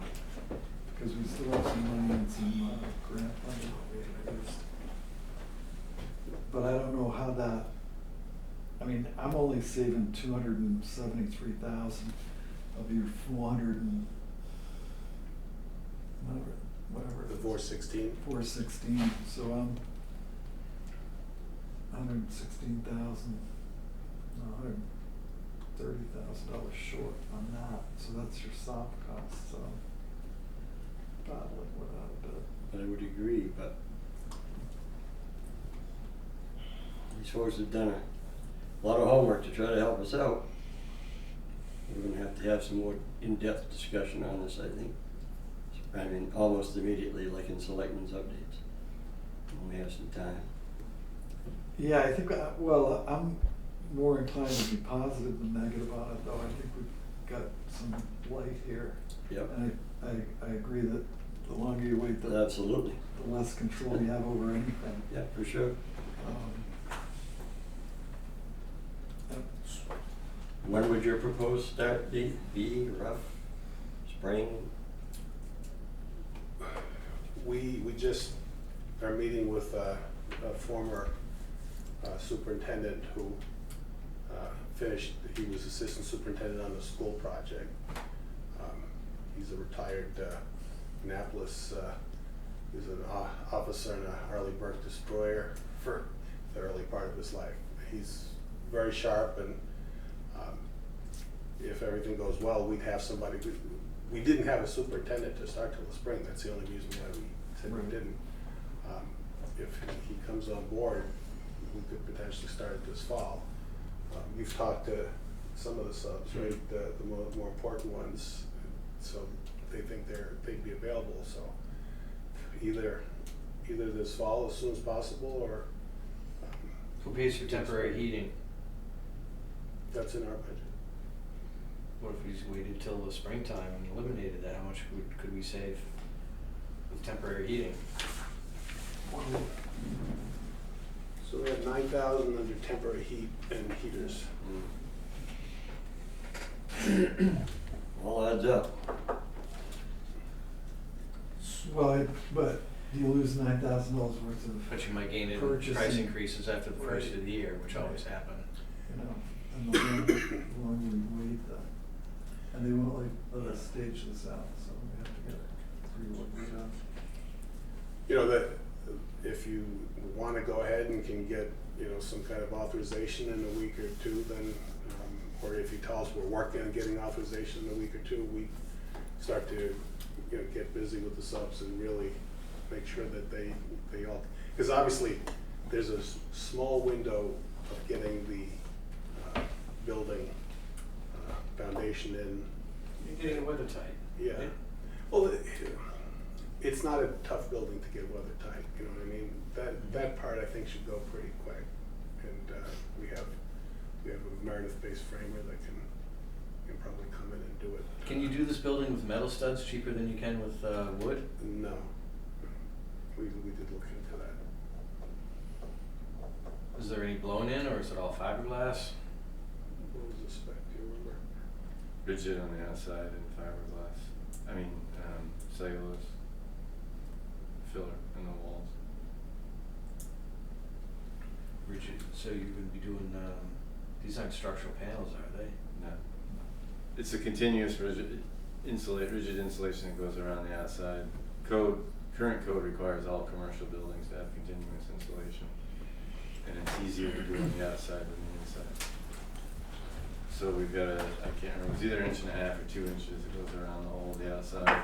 Then it's strapped, and siding goes on it, and then the interior is dense packed cellulose. Do we have, I know you're now the major. We need the- county. You have Yep, any time available right there. Oops, sorry. Friday? You have a work session on this? I think we now know what all this means, and we need to get our number out of the, Trustees of the trust. trustees of the trust fund. Right. So we know exactly what we're dealing with there, and also see if there's, I'd like to look at that grant money that we've got, that's been left over for a year or two. It's not a lot, but it's where we got the dump truck money, And needs the help. yeah. And if we can get close to this number, I think. How about an early afternoon, say 1 o'clock, Whatever's, I'm noontime? good for whatever time you guys wanna do it. I'm available anytime. So So it. you're the man. I know. Yeah, I'm working. You have I'm working. pretty full plate. Yeah. And you don't have to make a decision right this second, you can let us know. But I think from my perspective, if we can get some kind of decision made this week, we should make it. And if it's no, then at least We'll help everybody. we're not hanging these guys out. Right, they got other things they can do. Does a noontime work session work? Sure. Anytime, any day, Yeah. Friday noontime? Friday noontime. We'll do it. Okay. Friday. Be sure to post that, right, Cammy? Thank you. You available? Yes. All right. So I think, and you're working on Friday, if we need to call you for any reason? Why wouldn't I be? No, maybe Well, efficient. if you have an appointment. I thought I sent him an email Sunday night, taking up hoping he'd respond on French Monday if he was in schedule, the 4 office. days a week, 30 hours. Is that what you're doing? Sorry? He's being a wise guy. Yeah. Alright. What That's for the about first the, half of the week, right? I got another question here for what about you. the co-op, efficiency grants? Have we looked at that at all? The last contact we had with him was that we were too far along. Did somebody put a shovel in the ground? God damn it. Well, they wanted to, I think if we sent plans, maybe they could, we'll see what they could do, you know, we could see. It's like 30,000. Well, it's 30 grand, I mean, that might make the difference between a yes or a no, so. I guess my other question about the money here, does this include the soft costs? His does, yeah. Yeah, the number here, the 1881 was included soft costs. Of $171,000. It was 56 times 2 hairs in the town. Jeez. But didn't they also take out, one of the things I questioned, oh, maybe I got it wrong. Oh, okay, here it is, this is if they reduced the fees. If they took the CA fee and paid it from a different pot. That was, yeah, I don't even know if that's feasible. Well, I thought USDA, it's just like the 3,500 that was pointed out about clearing, we still gotta pay it, well, also that, the USDA is gonna wanna see that part of the thing, right, somehow, some way. Right, it was more of the town's. You know, I'm just we're- saying, we're- they wanna know what the total cost of the whole package is, Sure. Yeah, and it has to be complete, Trees ready in to, the middle of the buildings. Huh? Makes sense. yeah, they wanna make sure we're not gonna build a building and not have furniture in it and stuff too. Can when you guys get us the proper size of the generator, to, what it would be if, for the whole house generator? for the phase 2, No. or just, No, what it would be for, Well, you would need to get everything on the, everything on, to power the building entirely. yeah, I can reach out to the electrician. As designed with maybe, I don't know, some kind of margin. so just eliminating the potential of this addition at any point for the time being, because obviously that would have impact. The EOC space alone would have, Outlets. well, How many yeah. EOCs do we need? Well, We've got well, one you at the don't- I fire mean, you- station, we've got one at the school, we've got one Technically, here, the fire we've station isn't one and the school isn't one. got one at the county. It's supposed to have one Park view. for the town, but, Part of the EOC was. and there's gonna be a grant to Brings help pay for it. 125K, and that could help pay for the generator. There's only certain things you can spend that money on, the 125, but it's basically anything that kits out the building, and the generator falls into that. And maybe that's. Kits what out we- the space, but the Maybe generator that's what we falls do into with the old police station. Oh, just a thought. That was, the label for the EOC Oh. enabled it to be qualified for $125,000 grant. Okay. But back. And that would pay for bollards, that would pay for a security system, for the whole building, not just, And what is keeping us from this 125,000 right now? we don't have a the EOC. Oh, in the design. Yeah, the Right. training room / EOC was gonna have up to $125,000 grant, which would be your generator, your bollards for the building. It has to be security related or It doesn't. It's- continuity of operations related equipment. How big of an EOC do you need? Huh? How big of an EOC do you need? It wasn't huge. It had storage outside of it. It wasn't big. Right, it was. It was about the size of this room right here. I mean, the break room could easily be turned into an EOC, couldn't it? Right here? It's a pretty big room. That's his chief's office now. Well, the chief would be in charge. Maybe. It wouldn't be big enough. It was more or less same about from there on. It's the size of this room right here, Yeah. with a table about this size in it. But, I mean, I don't know, these guys know better than I do, what adding 200 square feet on, is it gonna run at $560 a square foot or $700 a square foot, or is it gonna be adding 200 square feet onto this. Is the building. garage heated, the Sally port, is that heated? Yes. What's the design time? I'm not sure. But It's a is- Modine or something, isn't it? It was yeah, it's a Modine. Just, that would be suitable for when the EOC pull the car out, shut the door, set up tables and chairs. No. You gotta have a computer screen and stuff. It's gotta be secure. Just trying to think outside the box. All right. I'm ready.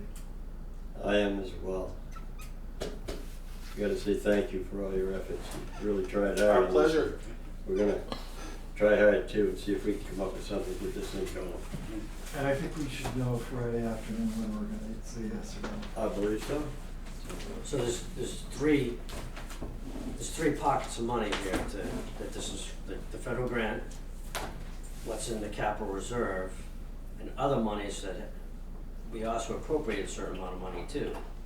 It didn't go into the capital reserve, if I recall. That gets us to 1.7 million. I'd have to see them again, I've got them in The a, years I've got of them in a stuff was folder on my appropriated. desk at home, but not here. We'll have it Friday. Friday. Good. That was, yeah, I think it was the 21 town board had that number, that was, the town voted to put in, number. That I don't think went into the capital reserve. I'll have to look at it. I think what I don't know. happened was that we didn't have the authority to spend when we did that warrant article to get us the. Until the building was approved. I wondered about that too, and I read what was moved years ago. All right, we'll get all this straight. I just need to come up with a total number, make sure we are correct. I'm joking aside, thank you, Yes. thank you very much. Go home and have some dinner. I'm hungry. I have you. Thanks, Plenty of Andy. window before the office. There you go. Thank you. Appreciate your effort. Thank you. Thanks, Andre. Thanks. Thanks. You, And Phil, Audrey. as always, thank you again. it's worse than giving birth, Phil. I'll never know. Last longer. You haven't missed a thing, I'm sure. We- All right, Chief? I- Chief? Next Yeah, time he's- with the he's police staying. chief. Put that Oh, back. you're staying? Put it back. Might take this. We're a little behind schedule with that. It's all right. That's why I told Tim not to come in till 6, 'cause I knew.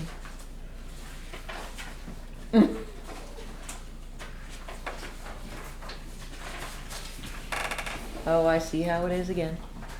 You get this one.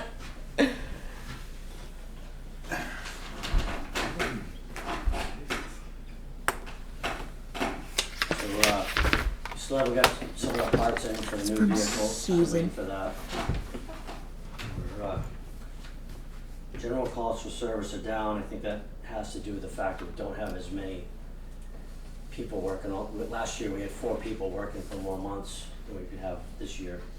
So a lot of the self-initiated building checks, checking the beaches, that is not in there. Incidents are down. Motor vehicle stops about the same from last year. And then,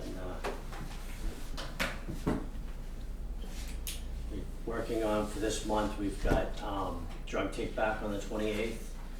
The 31st will be Halloween trick or treat 4 to 7. We're working on, getting some of our training done. We have to do it, our annual training for firearms done by the end of hopefully the end of the month, we'll get that done too. So we're not out in really awful weather. Is it getting bad? Hmm? Is the weather getting bad? No, before, so we don't go in like December.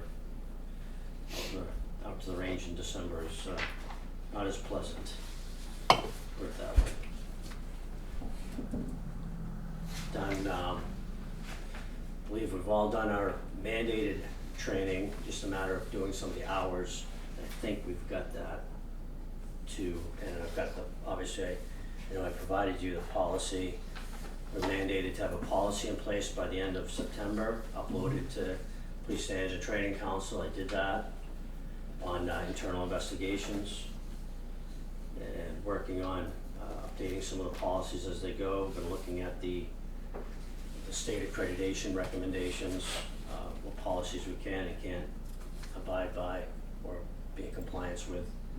That's what I'm, We had an issue with Sandwich, did we resolve that? yes, we resolved that a little while ago.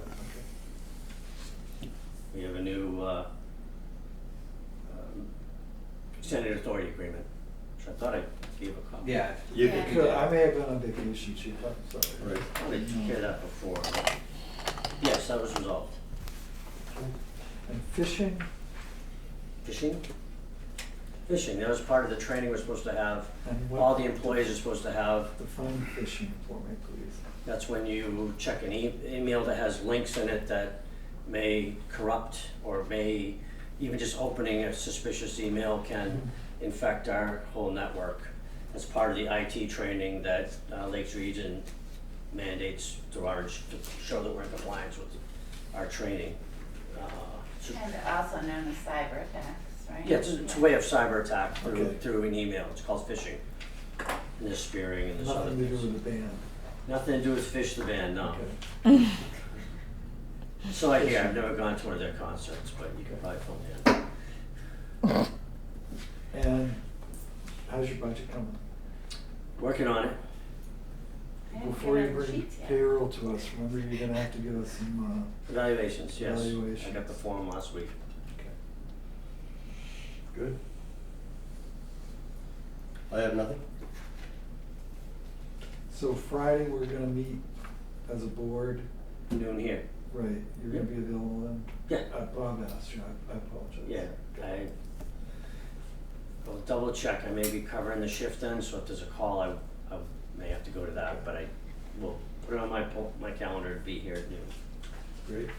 But you're satisfied with the way the meeting with the builders and architects went today? I mean, I Sure. saw that letter you.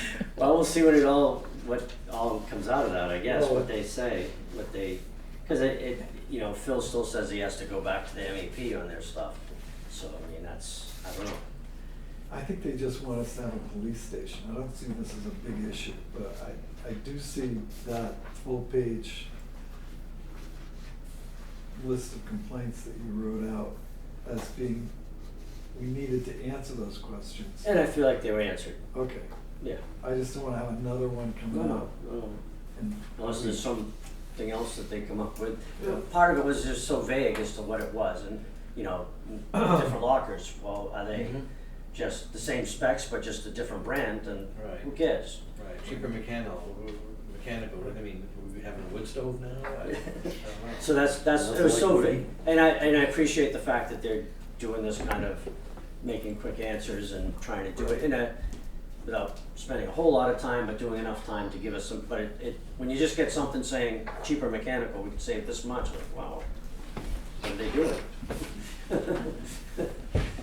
But that's more your thing than me, and, and they start showing a LG whatever, I'm like, okay, that's great, over my head.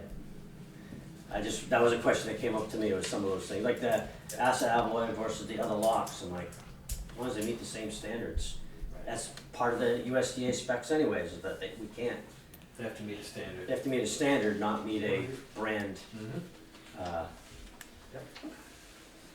But it Okay. wasn't clear from some of the stuff I that, just didn't wanna go through the same exercise again. well, unless they come up with something different again, no.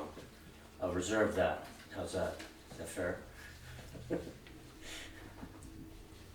Well, between now and Friday, let's see what happens. Yeah, I mean, All I right. think they answered all the questions. Like I said, I didn't even know we had a photovoltaic charger going anywhere anyways, so how I'm the, wondering if I can help it. ditto. I mean, that was something originally we talked, what is this, an add-on, but I didn't think it was in the plans. 'cause We could probably get that done through the co-op at some point in time, or through some other grant. Probably, You know, I don't know that we need to put it on this budget unless we're gonna use it. right, that's what I was getting at is, so why would we even run a conduit even? But, All anyway. right. Anything else for the chief? I'm good. All right, thank you, chief, Thanks. thanks. Well, we're running just a little ahead of schedule, but I see that Tim Galvin's here from the Lake Region Planning Commission. He's our representative. Why don't you come down, Tim? Nah. See, you shaved your beard off. Yeah, decided to confuse people.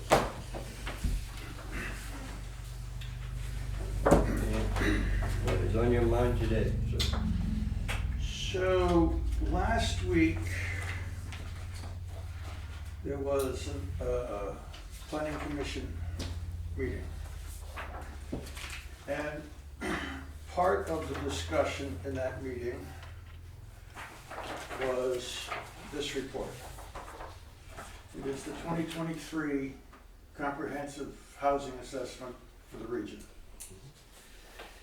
There has been, prior to me and even last Monday, some rather energetic discussion around the last page of the packet that I gave you, which is really why I'm here. The last page is the projections that were done as part of this report for affordable housing fair share. And you'll notice that Tufton Borough's projected housing numbers are highlighted down at the bottom. The conversation is, and has been, will they take a vote and adopt this chart as part of this report or not? And the reason that it's become sort of an issue is because in 2020, the state created the Housing Appeals Board. And the Housing Appeals Board was established, my understanding, for the purpose of lightening up the Superior Court court loads. And that board has the authority and sway of the Superior Court in terms of its decisions. The trends recently of that board have been to find against communities' zoning and planning board decisions when it comes to the issue of affordable housing. The law that went into effect in 2008 places a responsibility on every community in the state to make sure that they are not unfairly or unreasonably limiting opportunities for affordable housing within their zoning and planning processes. I have not yet taken the time to study whether that is so here or not. I have no idea. But the executive board of the commission would like to get some feedback from communities on whether or not they think it's advisable or not, or just what the mindset is of communities in terms of the next meeting on the 23rd adopting the report with or without that chart. I think the information you're looking for would be in the master plan. No, what all they're looking for is to get a feeling right now for how people feel about including that in the total of the report. I guess what my question is, the AMI stands for what? Oh, good, you read my mind. Yeah, so the AMI is the average medium income. So Okay. and that's a HUD designation. A regional HUD designation. Yeah. Yeah. And the workforce housing statute basically spells out, and I think the HUD piece goes along with this, that affordable housing is that which is, somebody does not have to spend more than 30% of their income on housing. And if you go through the whole document here, there are pages that suggest that in Tufton Borough, for things like police officers and firefighters and other municipal employee kinds of, they're looking at a target price of the low 300s. Well, I've done real estate in this town long enough to know you're not gonna find a house for less than 3 1/4, and that somebody can purchase and meet the specs of the statute. So that's the question is, do you feel comfortable with it being included in the report? Would you rather see it not included in the report? I think the fear for some folks when they look at that is, what is the legal consequence or liability for the town? and it gets into a whole bunch of gray areas that I won't bore you with at this moment. But my sense is it's not going to make a bit of difference whether that gets included in the report or not. And the reason is this.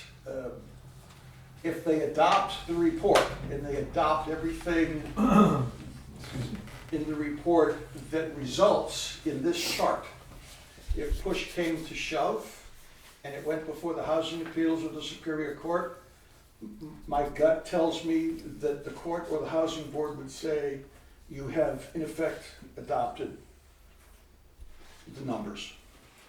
Regardless of Just whether by it's- adopting the chart?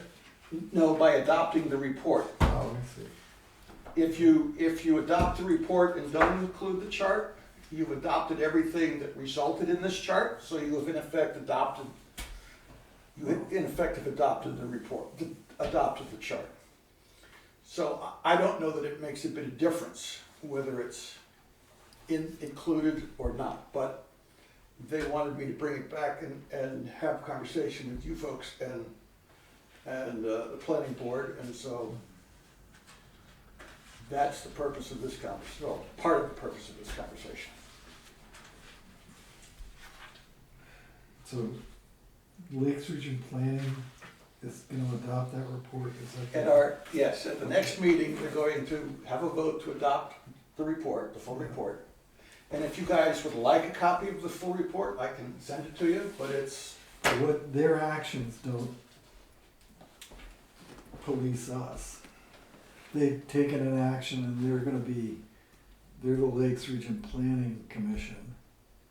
of which this town has Yeah, we're a decided member, to become a but member. they don't write our zoning regulations. No, they don't, but the piece to focus on here is the Housing Board Authority.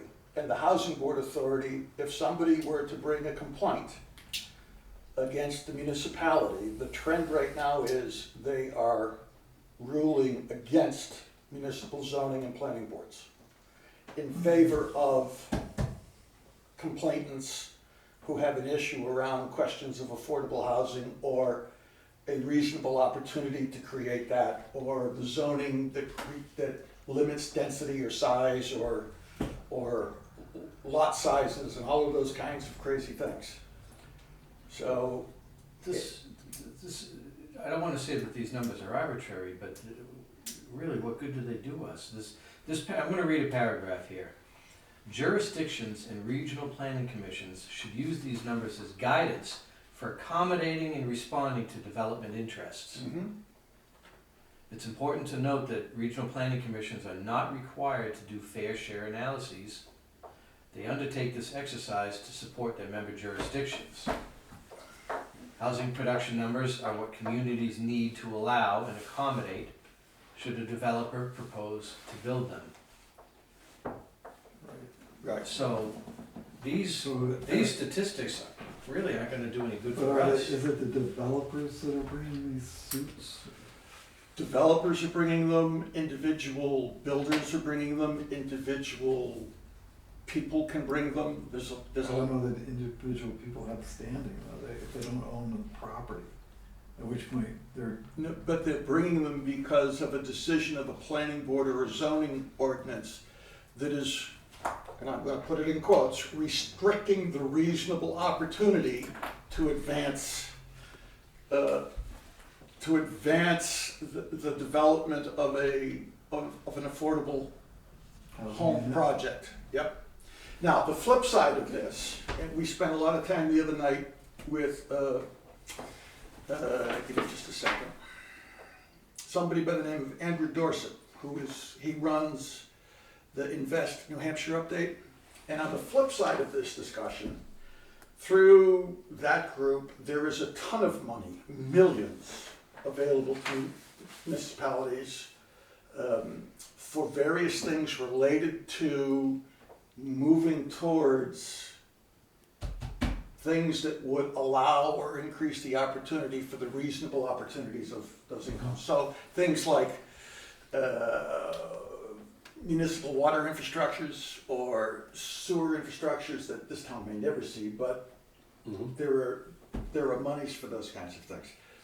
I think the whole point of them wanting to bring this, and I agree with you, Bob, the numbers may not, the town may not be held to the specific number, but what the town will be held to, it, under the statute, under the workforce housing statute, is the percentage of homes that have to be available as affordable under the statute.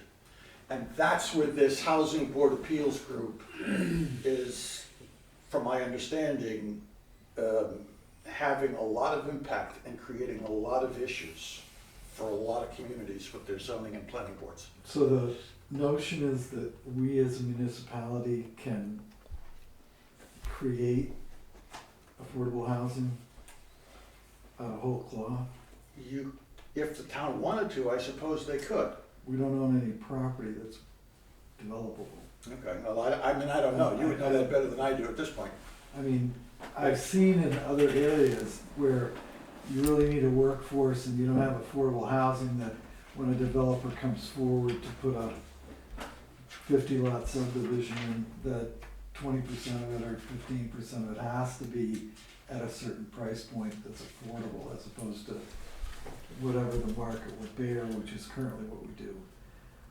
So in that scenario, now the town does have some authority to ask the voters if they want to participate in that kind of zoning regime.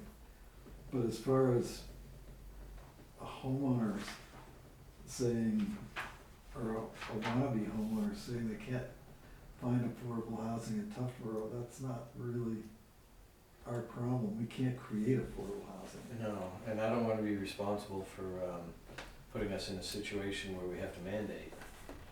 Well, and I think that is the reaction of a lot of folks at the commission the other night in this conversation, was not only do the municipalities don't want to mandate, but the municipalities, at least the sense of what I took from the conversation the other night, is they don't want this Housing Board of Appeals coming in and saying, this is what you're going to do to the municipality.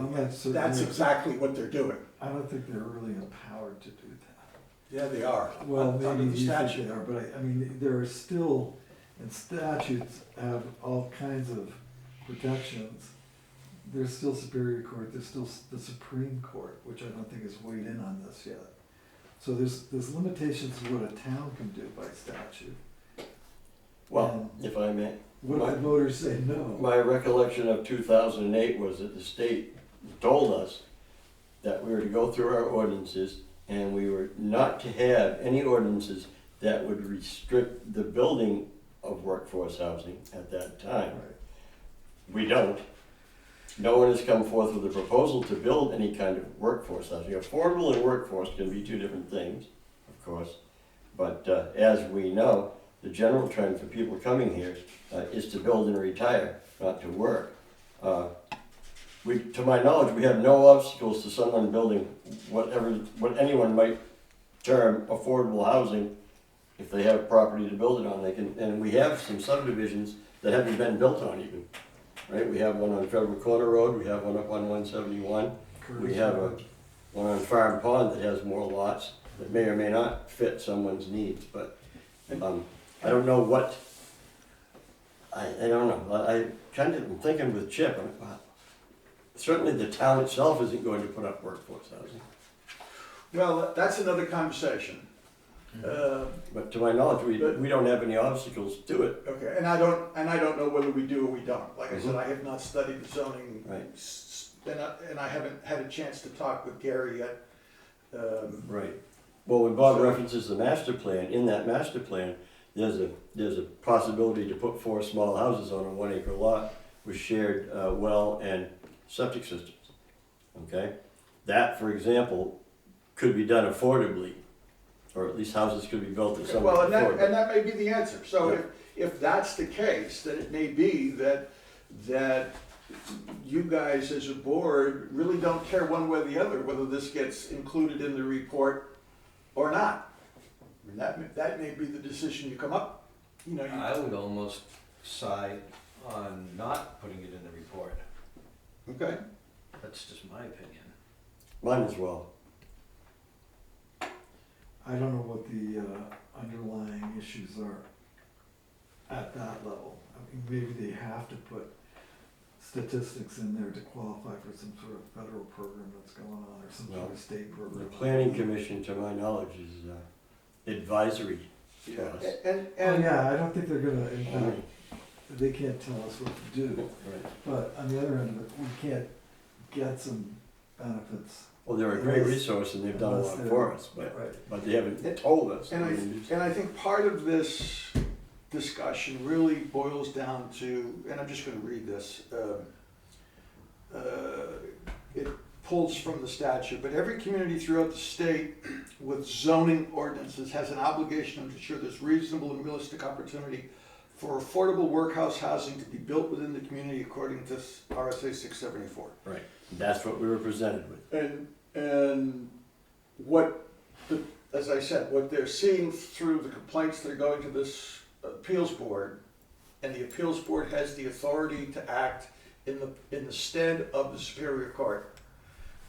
The trend is they're ruling against municipalities and saying, you can't make that restriction, you can't have that decision. So and who they're is, reversing. who is this appeals board?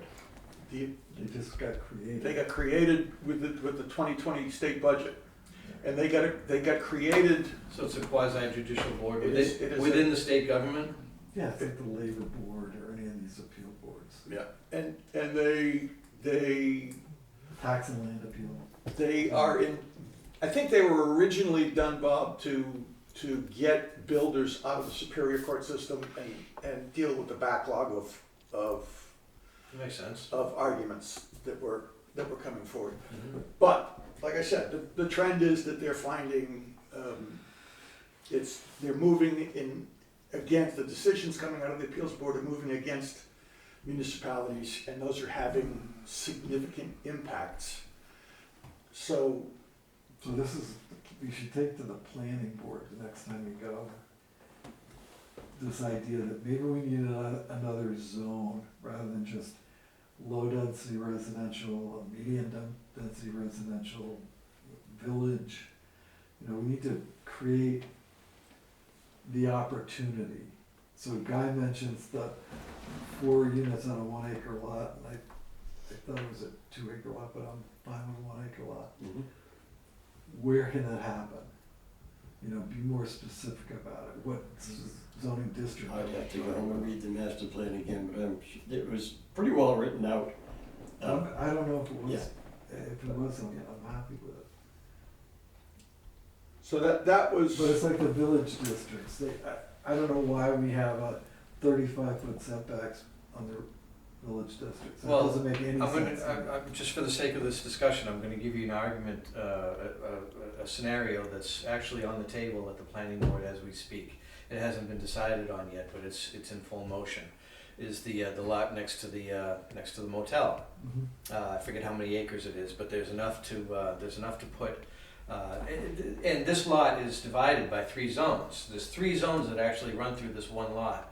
Low density residential, medium density residential, and neighborhood business. The developers have chosen not to put any buildings on the low density residential, but they've put 2 each on the medium density residential and the neighborhood business. 2 living structures. Yeah. So if that tells you anything, what Guy said earlier, there's no restriction in place. No, that's We're not telling anybody that they can't. That's good. That's one less thing the town would have to worry about down the road. All I can tell you is the commissioners were asked to bring this back and get a feeling for whether or not people thought they wanted it included or not. They're gonna take a vote on it on the 23rd to either include it or not include it. The second piece of homework that they sent back, there is a move afoot within the commission, within the Lakes Region Planning Commission, to become an economic development district. They currently don't have that. The executive board thinks it would be a good idea because it opens up a lot of resources financially and otherwise for the Lakes region and the communities that are part of the planning commission. And so one of the criteria is that the communities would need to forward a letter of support to the planning commission that all have to be compiled. And so if that's something that you as a group think is worth supporting, then you'll have to draft something that's as simple as, yes, we support the initiative, and send it off to. Are you familiar with WEDCO by any chance? Yes. Is this something similar to what they're doing, that the Lakes Region Planning Commission would want to do? Do you know that? I don't know whether it's. What is WEDCO? It's a Wentworth Economic Development something or other. Does they have an Yeah, office in that's Wolfboro? That's a financing wing. Oh, okay. I think this would be entirely different. This would open up a lot of federal dollars for Economic development. Yep. Well, then once again, here we sit, the taxpayers and residents may, excuse me, may or may not be in favor of developing economically, so to speak. A lot of them like it the way it is, for example. I'm not sure we can make that decision for them, but we can certainly give it a lot of thought and consideration. Yeah.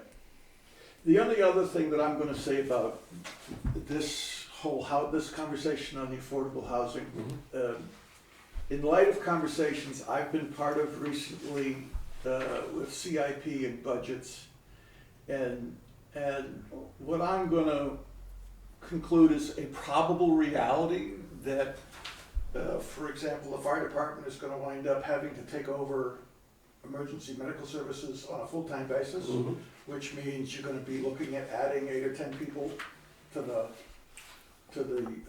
payroll on a full-time basis. If they have to have a housing requirement that has them in town, we're going to have to start thinking differently on how we're going to do that as a town. Right. And maybe I know when I first went to Nantucket in the mid-'80s, Nantucket was faced with the same thing, and they didn't want to get involved in the housing business. Right. But they had to, because they had no way to house municipal employees. The difference was they had a Coast Guard station they could take over with the barracks. Tufton Borough doesn't, but in terms of planning housing things differently that could be rental or purchased somehow, and I don't know how that would work off the top of my head, it might be a discussion between you guys and the planning board might be worth at least starting, because the time is going to come That sooner than later. the impact of doing that, of the town becoming a developer and having workforce housing, is significantly more expensive to every taxpayer in town than a mandate from the town that a percentage of developments has to go to affordable housing. And I think that situation solves 2 problems. 1, workforce housing. 2, population of the school, utilization of local businesses. I mean, the more you gentrify Tufton Borough, the sooner you're gonna end up with no town at all. You know? It just, you need to have, I mean, I'm certainly the oldest one on this board, but you need to have some sort of basic useful population that's working for a living and living here with kids and the whole 9 yards. Agreed. I mean, that's how we grew up, that's how it has to continue if we want. Well, I'm looking at the table here, and and they're projecting by 2030, 109 units. Got almost that this year. It's a projection. I don't, including this in the report doesn't seem to make much difference either way to me. It may or may not turn out that in 7 years we have 109 units. I presume this means by that time 109 will have been built. Not that there will be that many done in 2030. I think that's probably right, and Okay. and when you look at you know, the owners and the renters, you see the splits Right. of, you know, single-family whole-owned versus rental units. Mm-hmm. And there's no question, there's a lot to, because this is a very complex, Sure is. it's a complex fight, because if you don't have developers wanting to build it in the first place, Right. there's not a whole lot to worry about and do, unless your zoning has some kind of wrinkle in it that creates something that somebody's gonna complain about and could take to this. I mean, I'm in Appeals agreement board. with you, Guy. I think this is just an algorithm that somebody put together. I mean, we have never, since I've been here as a selectman, or actually since I've been living here, had 50% of our housing units go to rental, Right. ever. And yet, there it is, 50% of the units, the 100, or the 70 some odd units that are come up are gonna get put into rental, and I just don't see that happening. I can't, I don't know anyone that's renting. Or 25%, I mean, I know people that rent, in fact, Audrey and I have been talking about some people that are renters. Okay. So there are renters, but nowhere near. Actually, I'm sorry, I can think of one, but that's all right. Yeah, nowhere's near 50% or even 30%, I don't believe. Right.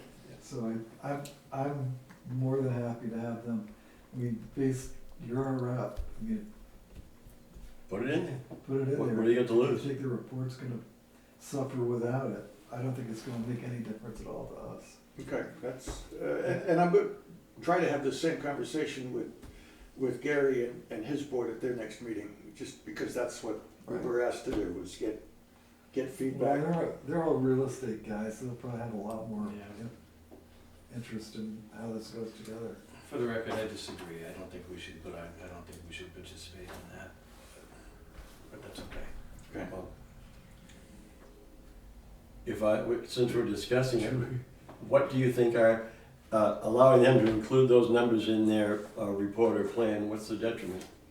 The detriment is to what he mentioned earlier, that if we actually participate, that means we're willing participants. It means we could be held accountable to those numbers at some future date for some reason, I don't know. We didn't create the report. No, we didn't create the report, but we saw the numbers and we say, oh, these are nice numbers, let's make sure that we're included. You're insinuating that there may be some kind of liability to attaching ourselves to these numbers. Well, I don't think we can eliminate our name from the list, Bob, if that's where you're going with this. I mean, if, let's say 40 of the towns on this list say they want it. What's your main I don't objective know of that coming they're here gonna tonight? To ask us if we wanted to participate in this? No, to get feedback on whether you think that Report should be included. this chart should be included in the report. That's what The chart in its entirety. The chart in its entirety included in the report. And as I said, you know, one of the gals, her comment the other night was, the discussion has awoken what I thought was the dead federal lawyer in me. And if they adopt the totality of the report and don't include the chart, but everything in the report is what results in the chart, it doesn't make a bit of difference whether the chart's there or not. If somebody has a problem and it goes to the board, it goes to the Housing Appeals Board, they're gonna rule how they're gonna rule. But the trend is that they're ruling against municipalities at the moment. That's the trend. Based on Based on what the data statute, like this? based on the statute of what the affordable and workforce housing statute requires, and the individual complaints and the appropriateness of what these numbers could potentially represent. Right. But you have to prove, even though they're quasi, you still have to have elements of evidence of malfeasance on the town's part, as far as their zoning is concerned. And I think from Guy's explanation, and maybe the planning board will bring something up again at this next town meeting to modify the zoning to accommodate for things a little better. But I don't see that we've got a lot of liability sitting there.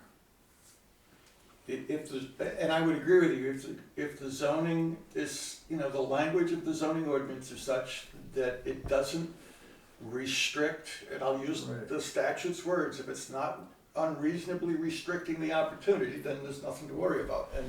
And including this or not including it isn't gonna amount to a hill of beans. Right. And ultimately, we are the final arbiter. I mean, if we decide the planning board's going off on some tangent we don't like, we do have the authority to replace them.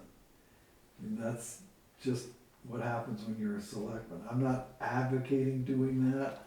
I'm just saying, if they decided they weren't gonna allow any workforce housing in Tufton Borough to go through their planning board process, we still have remedy. We can still right the ship of state here. I would agree. If they said that it wasn't gonna happen, that would be problematic. Yeah. Then you'd for sure wind up either in Superior Court or in front of the Housing Appeals Board, and that's not a place that I think you wanna be. So, do we need to vote on whether or I not? think we should, because I think Bob, I'll make a motion that we approve our representative to the Lakes Region Planning Commission and say that we're in favor of including the report. I'll second. Any further discussion? All those in favor? Aye. No. Very good. Okay. I think that's important to allow you to voice that. For sure. Thank you. The other thing that I'd just kind of like to get cleared up,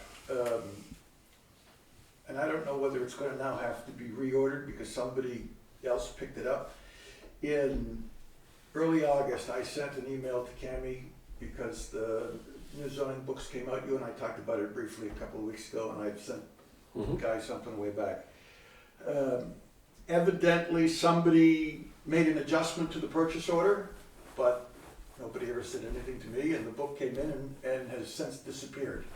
It's the last conversation that Cammie and I had in July, maybe, was that there was last year's version here, and when the new ones came in, I could come get that one, but that one seems to be missing now too. So it would be handy to get a copy of the current zoning book. We should have multiple extras.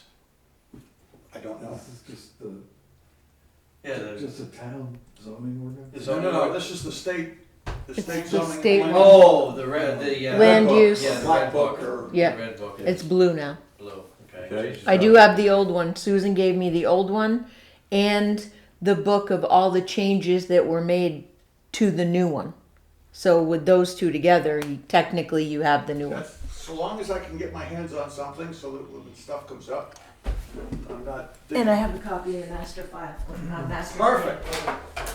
Beautiful. Great, you're doing your homework. You're representing us well, I think. Try. Well, it's great. I appreciate your efforts. I'm sure that both selectmen as well as I do. Hey, that's a good heads up on Awesome, things. thank you. Yes, great. Okay. Anything else, Jim? No, I think that does it Well, for great. the moment.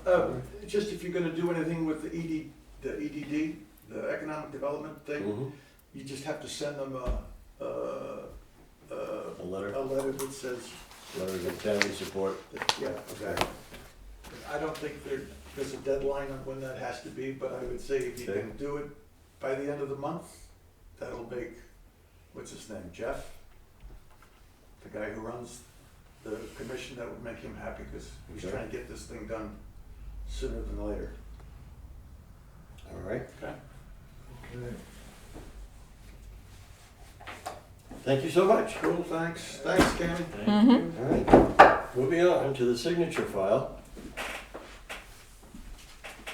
We have a letter to the DES. It's been written up, and it basically says, I don't know if you've both seen it or not. I wrote it. So Chip wrote it. Both seen it. I have. All right, this is just asking the DES to include us to be party of any discussions or permitting regarding the rapid infiltration basins that Wolfboro has, which are up, and their permits up for renewal. I'd make a motion that we sign this. I'll second. All in favor? Aye. I did run that. Yes, done by legal. For our attorney. Great.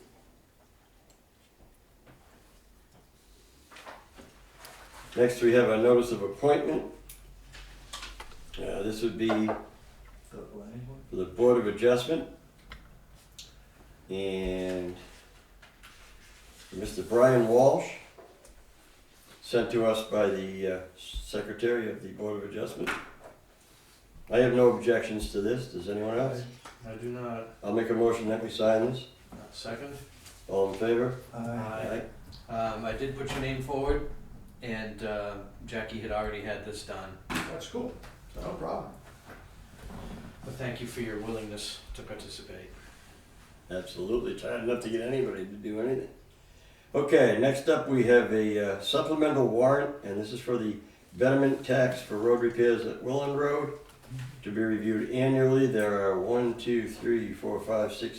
7 plots here, and names of people, and the amount that each one would pay would be $5,500. I'd like a motion to... No, that's the total. Sorry, total, not the... The rate, The rate. Jackie and It's I. 8% per annum if it's not paid. Go ahead. The rate per thousand, Jackie and I reviewed on Friday, Mhm. hasn't changed. Hasn't changed at One all. year to the next, Beautiful. so. All right, I have a motion to sign this. So moved. I'll second it. All in favor? Aye.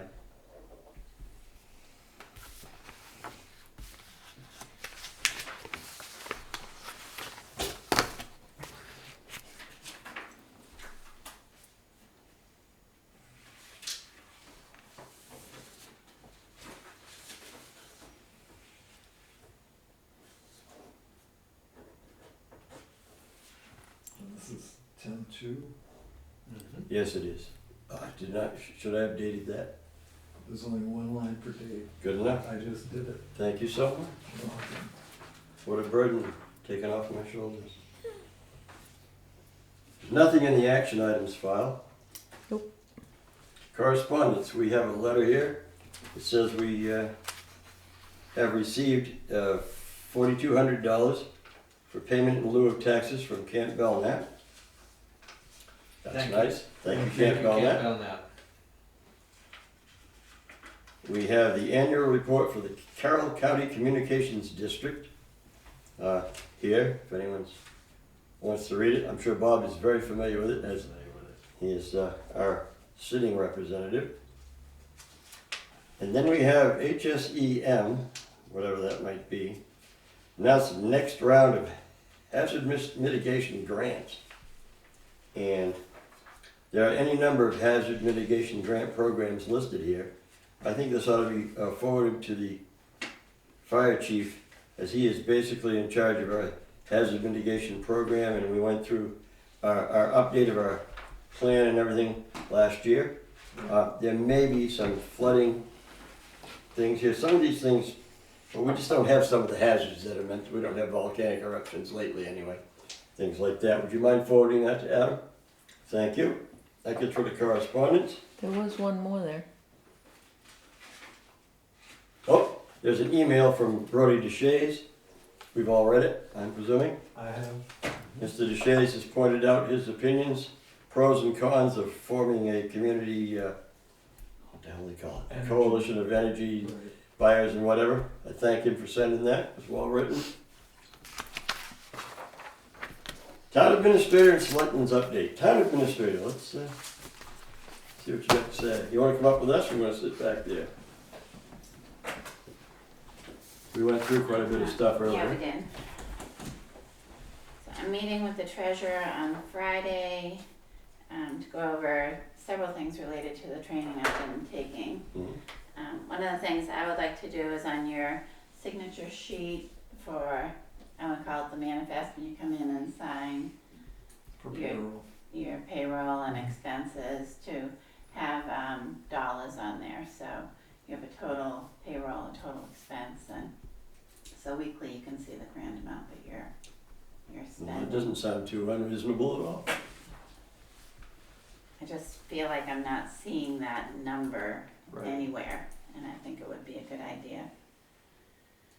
I did distribute, as the chief mentioned earlier, new employee evaluation forms for the different department heads.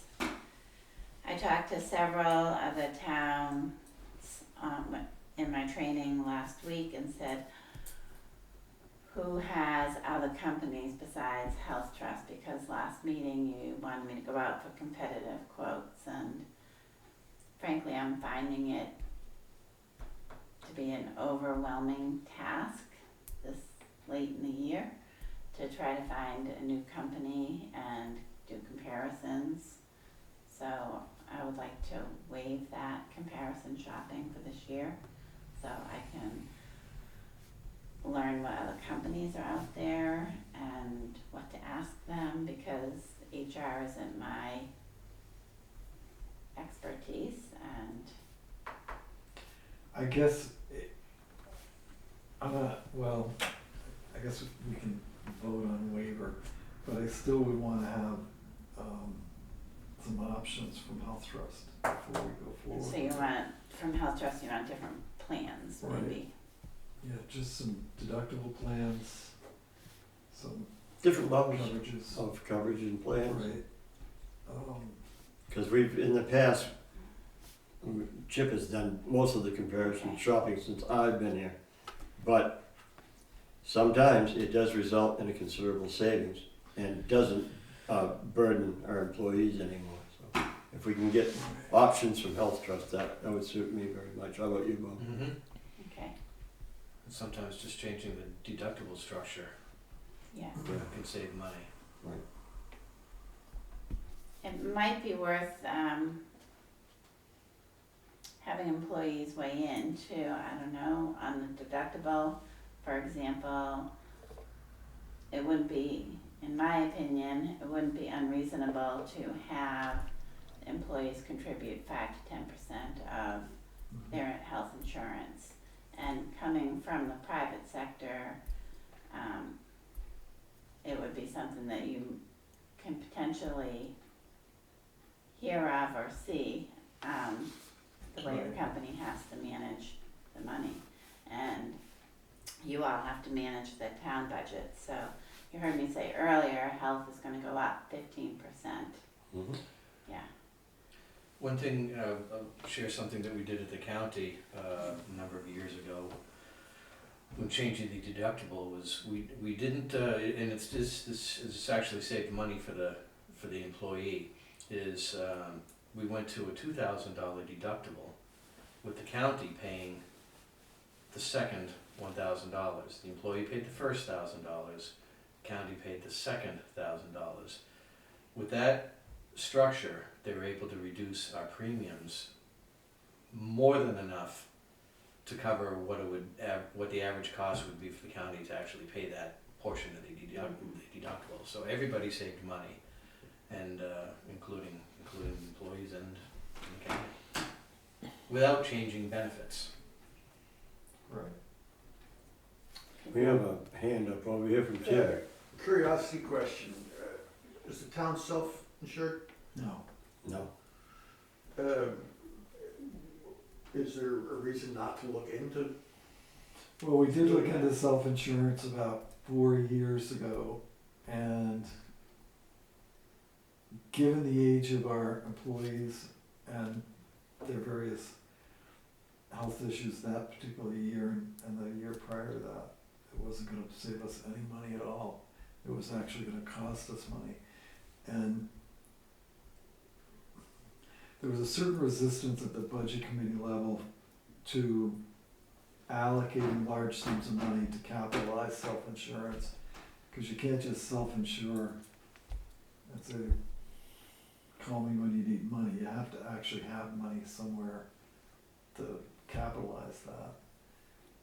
And there was resistance on the budget committee level, as well as the cost prohibitive nature. And we don't have a very large pool of employees, and our costs actually haven't escalated that dramatically over the last 6 years. We can take a look at this 15%. I'm a little surprised by that, but I'm not certain that's The other question would be, what percent of the plans that are in existence now are high deductible?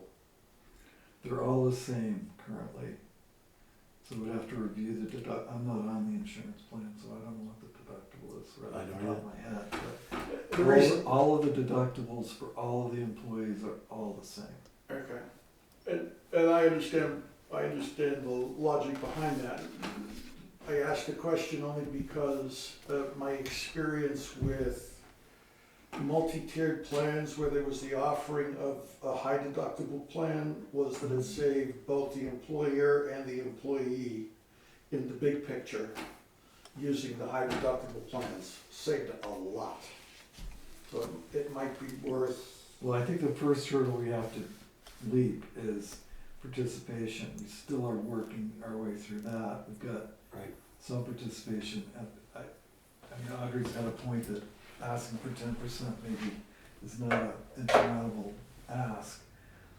But until you get participation by the employee, the increase in the deductible and the consummate savings doesn't benefit them.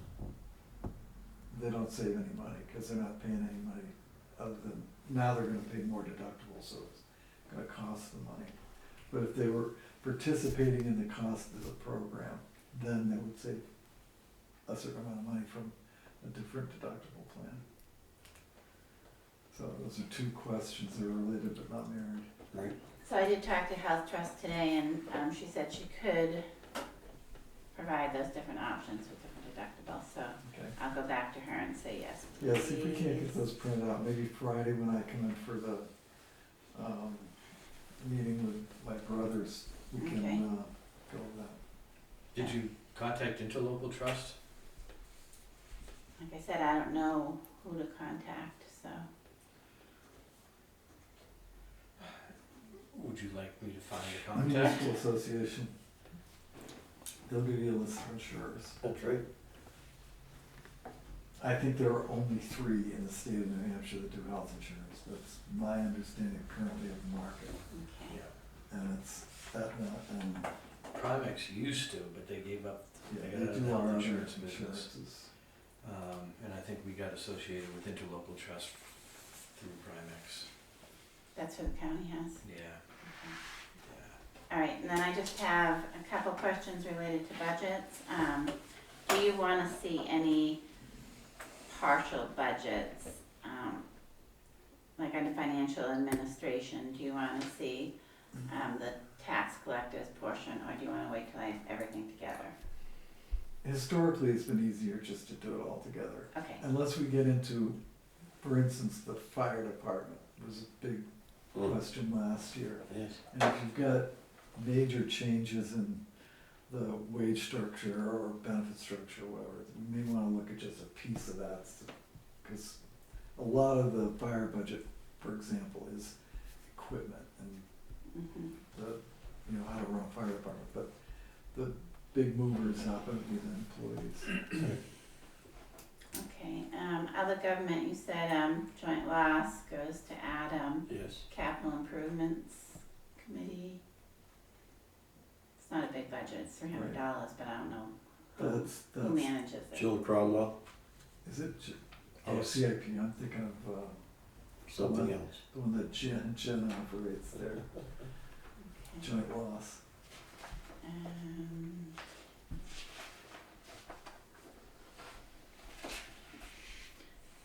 And who do I go to for the library? Is that the trustees? Yes. Or Dennis, Dennis should be, Yeah, Dennis will go through Dennis and he'll get you the information from the trustees. Dennis Gilmet. Feel that. Yes. and hopefully, yeah, reach out to him, and he should know his budget's due and what. He does, we've Okay. had a brief conversation. The Tufton Borough milfoil, Bill Markison. Yeah, Bill Markison, I'm not sure there's anything did anything go through that this year? Mm-hmm. Yeah, they Yeah, spent they did some. diver assisted harvesting. Yeah, Okay. we just signed a check for that last week, I think. Right. We did. I think some of that's supposed to go to warrant article though, or an expendable trust fund. Right. Forestry Service, budget was 500. That's Adam. That's also Adam? Yep. Okay, where do I find out, the status of the loan for the fire station? There should be a file. Okay. I think it's, I'm sure there is a file, but Do you know? isn't it Meredith Village, isn't that what we're going through for them? Fire department? I have no Okay, idea. I think it was Norway Savings we went through That's right. all right, for the fire Worst department. case out, Northway, right, Northway, Northway, yeah. okay. Northway Bank. Yeah, And it's a long time maybe ago. the treasurer has the, Yeah, Some of that Jack- information. Jack He should. wants Okay. that. that was all my questions. Great. And all the budget sheets and everything should be out tomorrow, and there'll be a budget tomorrow night. Okay. Excellent. Thank Thank you you. very much. Thanks. Right, moving into our selectmen's updates. Well, I came in and wrote that letter because I was concerned about the report that we got from the scientists involved in 19 Mile Brook. Yes. And I'm glad we all signed it because I think we need to be on board with the fact that although Wolfboro claims that we're somehow agreeable to everything, we're not a party to this. We're not named on the permit. No. And until that happens, and I spoke to our attorney about that, we don't really have any standing in court if we need to do something, or with DES if we need to do something. Right. I think putting them on notice that that's what we're looking for, I don't know whether to expect a response or not. Who knows? Well, it'd be nice to at least get, thank you for expressing your concerns. You didn't ask for a response. No, Right. but, So we'll see what happens with that. Yep. I did do a drive around Shirley Way, mhm. only half of it got paved. Last year, No, there's new pavement up there right now. I don't know. Okay. So it They looks sh- pretty they sh- new, it doesn't they have should have- tire tracks. They should have top coated what they did last year Okay, and base coated what they didn't. I didn't see a base coat up there, so I wasn't here for the last time the road agent came in. Did you guys talk paving? He was Yes, just he said he was getting ready. Okay, That was so I saw some red paint on the road, so maybe that's getting ready. There's some on Federal Corner as well, denoting a center line kind of. Right, okay, alright. That's it for me. Last week was a quiet week in my house. Not so much this week. And I fielded discussion items with a few citizens, mostly basic information that they could have gotten off the website or watched the meeting, nothing that's particularly interesting, very quiet. Well, what are we gonna do about that? Thank whatever powers higher than you like, and we'll move on. All right, is there any other business before I ask for a motion to adjourn? So just to revisit, we're meeting at noon? Noon on Friday. Friday. It's coming Friday, Okay, yes. perfect. Take a motion to adjourn, I'll second, all in favor? Aye. aye. Very good, man, thank There you is a very much. budget meeting